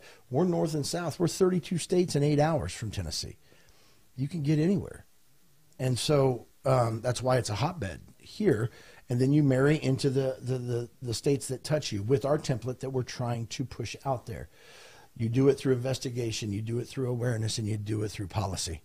If you can take those three, and the other thing is if you could gather all of the NGOs or the nonprofits that fight this, whether it be from the same kind of thing we do or to the restoration plans, and put them all together as one collaborative unit, we would do amazing work if we could do it together. But they won't do that because everybody's lobbying for that donor dollar. Hey, give us, I need my money so I can build this house, or I need this money so I can buy this medicine, or just hire this person. Well, then the money's so thin, you know, you want every penny that you can get to run your operations. We're fortunate enough that we pretty much fund our own operations through our companies that we own. And I don't hold fundraisers. I don't do golf tournaments. I do awareness. I don't charge to speak. I just want people to know. Yeah. And if in this forum or any other that we have been in, somebody always tells somebody else, no matter what. I was just listening to Brad, and he was talking about this topic with this guy that we've never seen before, but he's saying some things that kind of make sense, and it's not in the movies. It's not in South. It's not Sound of Freedom. It's not Taken. It's not Trafficked. By the way, a very interesting film because it talks about the foster care system, and that is foster care is a real easy place for this to happen. Yeah. And that's horrendous because they're already lost. They may, their parents may have died or they may have just been cast out, and now you're going to take advantage of that soul. We spend a lot of time around Matthew 18:6. And if I'll paraphrase it, but if you hurt a child, it's better to have a millstone around your neck and tossed into the sea. It's on everything that we have. Because we are spiritually driven. It was an order. I was given an order in 2016. I can't really say no. I can't walk away from it. I'll be doing this till they put me in the ground one way or the other. And I'm guessing that you probably are not... I'm guessing that when you get into the world that you're getting into, you're disrupting a lot of dough that people will kill for and not think twice. So have you found yourself in sort of personal attacks and or threats and or even just having to be extra careful now with your own family perhaps because they're after you? I mean, is it that? It's a real thing. Yeah. I just had something happen 2 weeks ago. I actually went viral on Twitter, which I never expected in my life, with over 2 million "I hate Aaron" tweets. Really? Yeah, we were doing an event that had nothing to do with why they were protesting, but the people that were speaking, they didn't like. And they took my company logo off of a shirt or off of a lapel pin, and they did an image search. They found out the company that I owned, which is my business, not my nonprofit, and decided to put me on blast. And that was just the enemy, The physical part of it, yeah, we've been in situations where we've been surrounded. I was doing a video expose, and southeast Nashville, and we went to this spot. Now, what I do is I protect myself with my own firm, because I put a contract together with my people to protect whoever's with us as we're out in the streets. And a whole bunch of gangster disciples started coming out of the woodwork in an area that we know that they keep the girls in the woods. That in the middle of the summer, that's where these girls are living. They get their shower once a week, and they get plenty of crack or meth to keep doing what they're doing. They barely eat. They're so, God, I saw a woman that was 22 years old. She looked like she was 55. It was just so rough. What was happening? Well, the gangster disciples start coming out, and the film crew's like, what? And I'm like, we're good. And the guys got out. And when the guys got out, all the gangster disciples went back into the woods.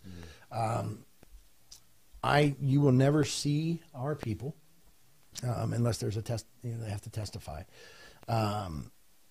They didn't give them the vision, so I don't think it's their responsibility for the fear or the threat to their families or themselves.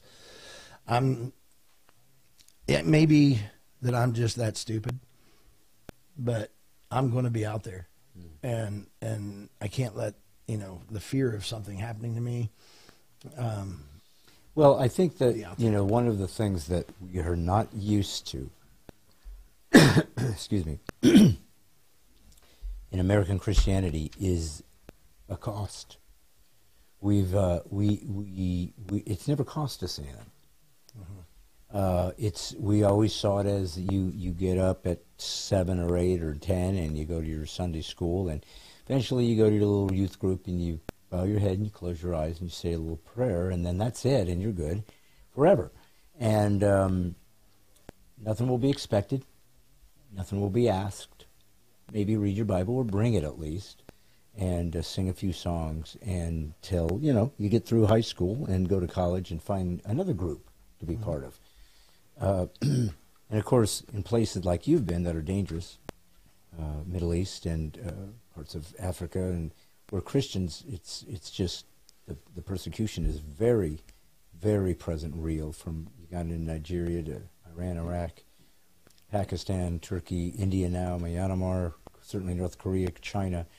These are places where, it costs you everything. If you become a Christian there, you basically understand, I've given my life away. Yeah. I may not make it alive, but that's okay, because I actually think this is true, that when I die, I just move into my heavenly realm, which is the whole point. Right. So the beauty of Christianity, of Christ's redemption, is that he does call us to crucify ourselves, to be slaves to his call, and to basically say it ain't about this earth anyways. You're just passing through, man. What I'm asking you, what I'm giving you an opportunity to do, is to bring some people home with you, and I'm asking you to leave some crumbs along the way to help people understand how do you get to the living God, because you got one chance in your eternity, and you're eternal, and I'm eternal. If you exist, you live forever. But this is the only three-dimensional realm we'll ever live that's sullied. I guess we're going to be back for 1,000 years in flesh for I mean, I don't understand all the, I don't even read Revelation, it's too confusing. But this is the only chance in our eternal existence that we can give something to God that he doesn't have. And that's our will. If he says, go do this work, there's kids that are being raped and abused, go free them. It's going to cost you, and it might be dangerous, and maybe I'll allow you to go too, but you're going to save people. And you can say no. Right. No, don't want to do that. You can. You wake up on the beach and whale vomit enough times, you go, maybe I should head to Nineveh. So there'll be a cause, but my point is, you don't have to do anything that you don't want to on this earth. Right. It's up to you to do. Yes, there'll be a cost. There is a law of Genesis. You'll reap what you sow. But my point is this.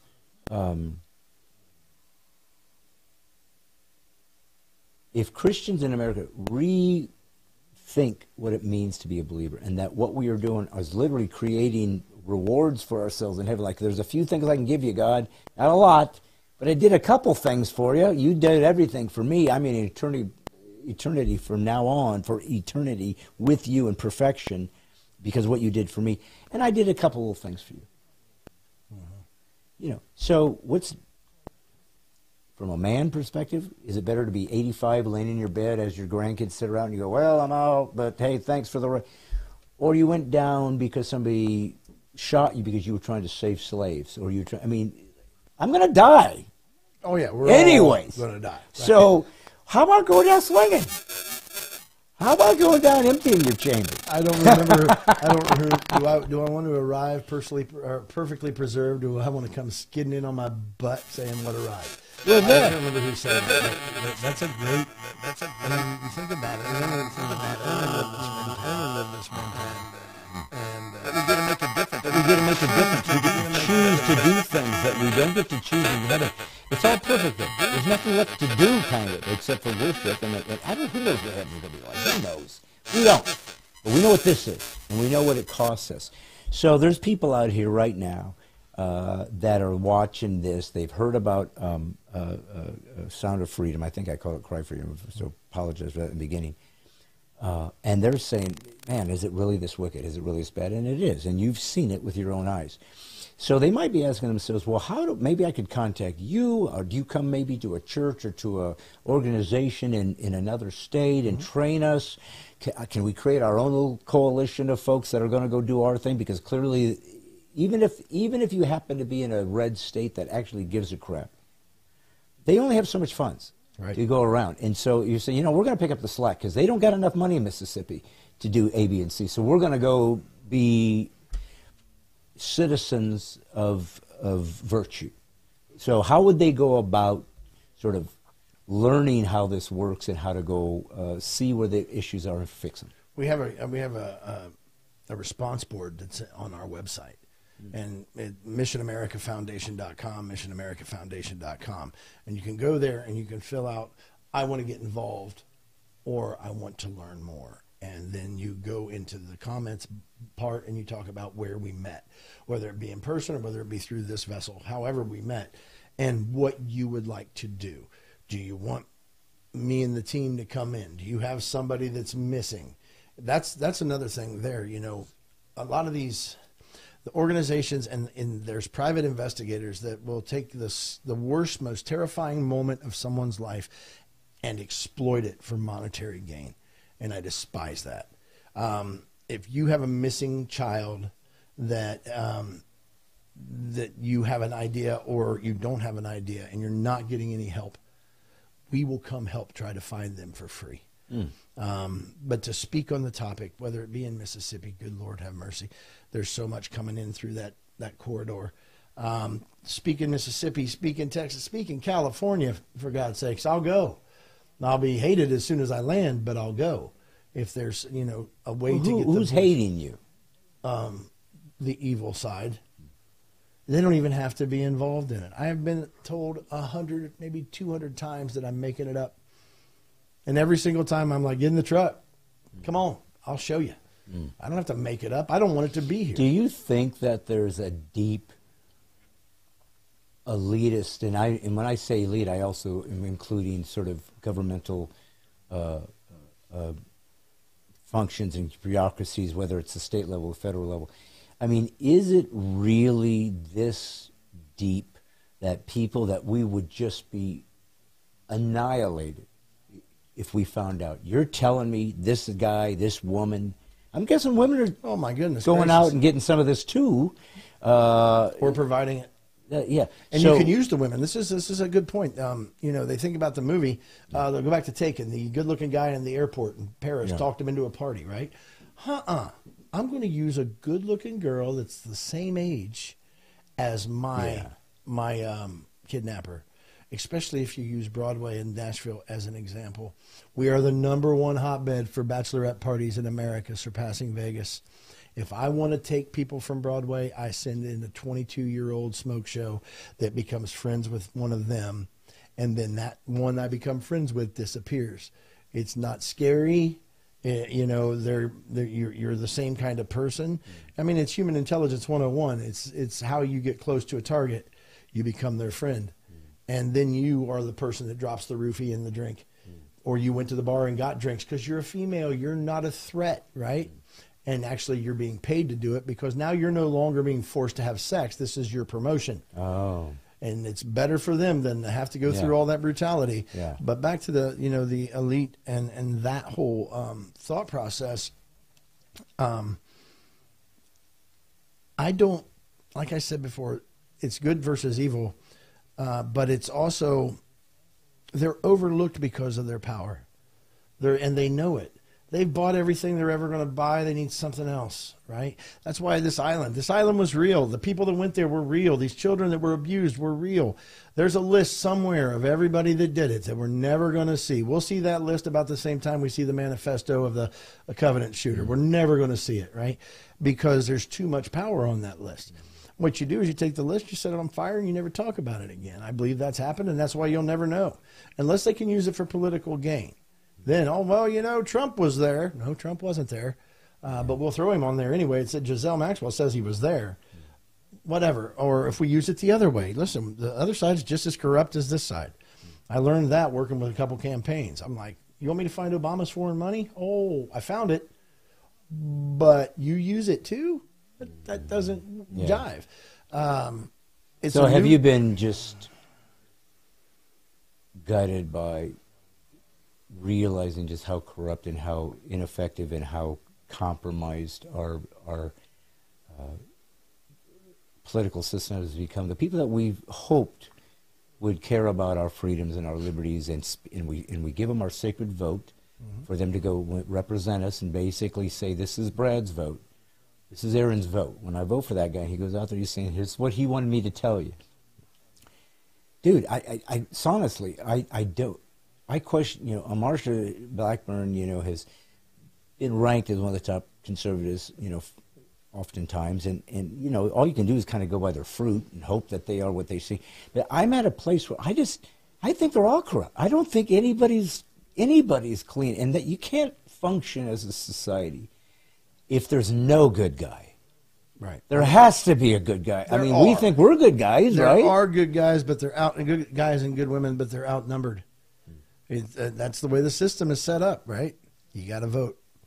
So when you have a Marsha Blackburn and you have a Mark Green or you have a Ted Cruz, I mean, Ted Cruz has went ballistic on Mayorkas, who is the head of Homeland Security on the border, and talking just about the children.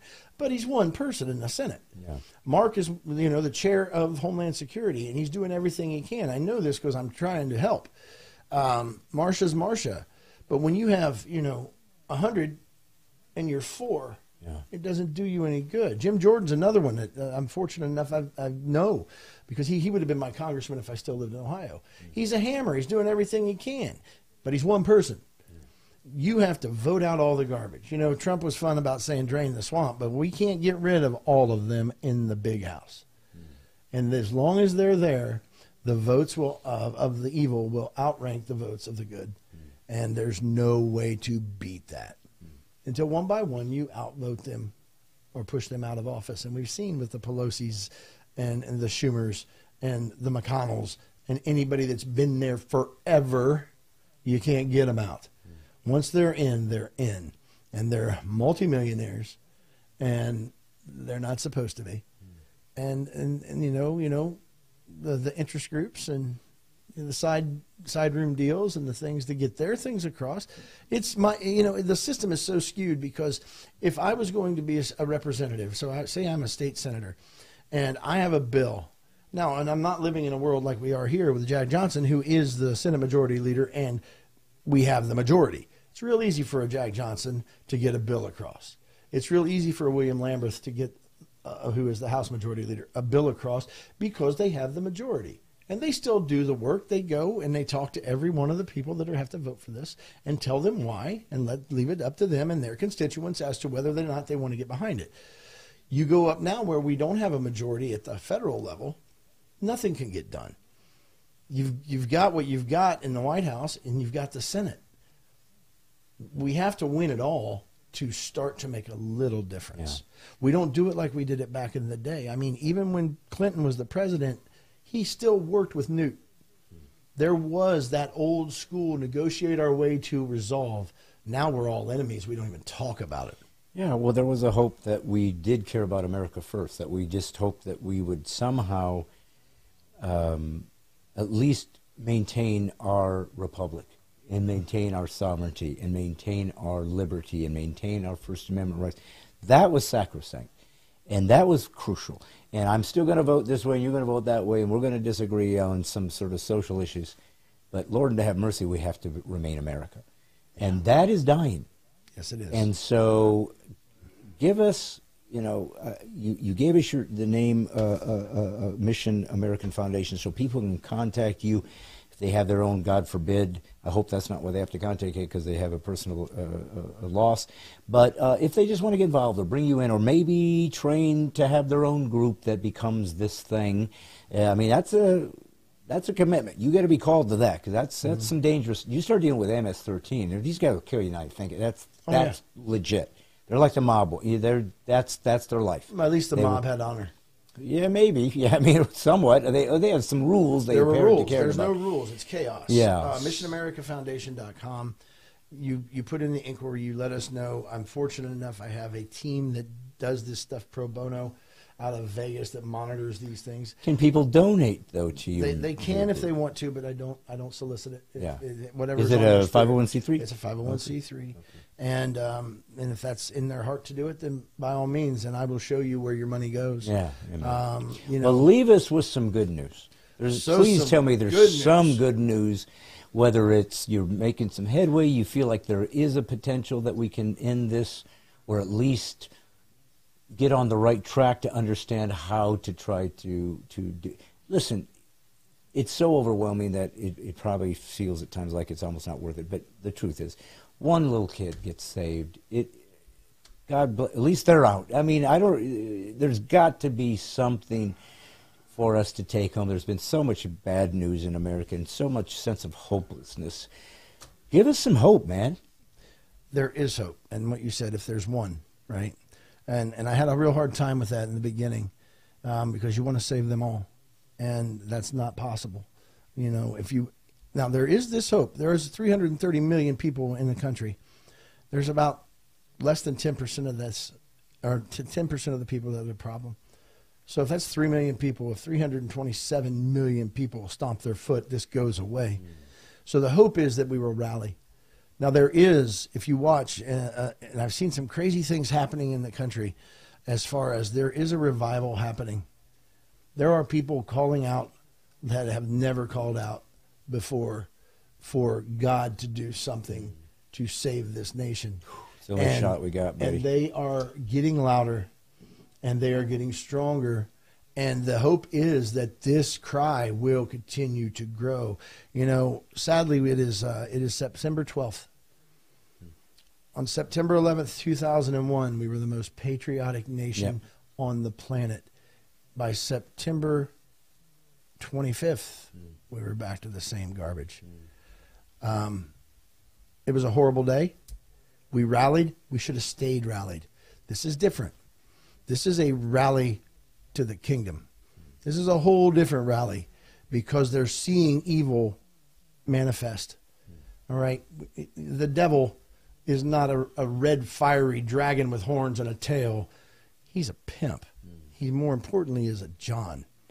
And so when you start shining the light on this evil and burning it down, because you're doing it through the groups that you're building, the prayers that you're sending out, God hears your prayers. Yeah. And he definitely hears them in mass. So when everybody's praying for the same thing, maybe this thing starts to turn. That one piece of evidence shows up that takes down that bad person. There are children being rescued. All right, that is a beautiful thing. Yeah. Now, you have to pray for their restoration. You have to, from the time you bring them in until the time that they actually have some semblance of a normal life. But that's happening. Yeah. My swan song I mentioned earlier, she's proof that you can come out of this darkness and flourish and move forward in life through, one, getting off of whatever they're using to control you, realizing that you're loved, that that people aren't all evil. The people that are great are greater than the number that are evil. You just have to meet them, and they have to come into your life. And then going out and spreading that word that we can stop this. We're starting a new initiative called Not Our Town. And it's a grassroots initiative from town to town. and we're going to do a public service announcement and show that we're not going to let this happen in our town. Yeah. We're going to stand up against you coming in here and thinking you can hurt our children. You could take that same platform and you could stand at the school board and say, you're not bringing that filth in here. I don't care what you say. We'll pull all the kids out. We'll homeschool everybody. Yeah. You're not going to teach them this. You're not going to have some fruitcake in a daggum dress that's 6'5" and 280 with a beard doing a show. Well, and that's a whole clearly, line. yeah, but it's the evil.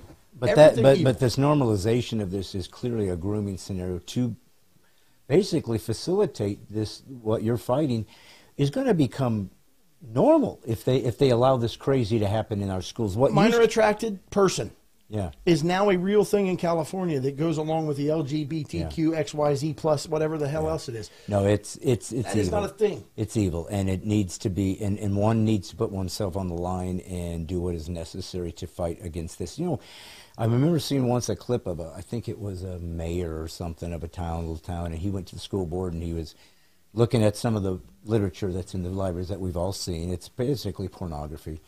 And he said, you know, this is child pornography, and you've allowed it in, so if you don't resign by tomorrow, I'll be filing a suit against every one of you individually for child pornography in distribution. Now, it was an amazing clip. Whether that ever happened, I don't know. But my point is, it would seem that if there was a cost, if somebody said, because we have those laws in the books, you can't give children pornography. Right. So there seems like that could be a key. Like if you're a school board member, you're responsible for that material. Now, if you didn't know it, so be it. Now you know. You're going to keep it here. If it's here tomorrow, you're a facilitator. You're going to jail. You want to mutilate a 13-year-old girl's genitals because she thinks she's a boy? You're a doctor? Okay. You're going to lose your license. We're going to try you for medical malpractice and mutilation, and then you're going to prison. This will stop things. Right. If we have the courage to go and see where our leverage can be and put it into place, which you're doing, God bless you. So thank you for being with us. Again, folks, Aaron Spradlin, Mission America Foundation. If you guys want to defend your area, we all know this is real. This Sound of Freedom has made such a wonderful impact in showing, unfortunately, but nevertheless, educating us on what's out there. You got to know. You got to grow up, folks. No more, especially you're a Christian, no more milk. Start eating meat, taking on the hard things, realizing what's really up, realize that your life is not yours. It's time to sacrifice. It's time to quit talking about Jesus and being Jesus. It's about putting yourself in a position where if it costs you everything, so be it. That's what a true believer did. And our people changed the world because they were convinced that their life was God's to do as he pleased. This is the marching orders. As I've gathered guys like Aaron and different other folks, First Liberty, who will take on pro bono cases for religious liberties, they are part of the militia of the mind, the people of what I call the Peasants' Revolt, who want to join us and basically just be the Americans. We identify as Americans who are the people, the Republic, and we will defend ourselves because D.C. hasn't. They won't. They're in on it. But we still have the numbers, and if we decide to draw a line in the sand and show what Bud Light looks like, it works. If we have the courage to put ourselves in harm's way and or take away things even we enjoy for the greater good. Folks, I'm just a comedian. Never thought I'd be doing this, but here I sit as an American, as a believer of Christ first. But I've been given this territory.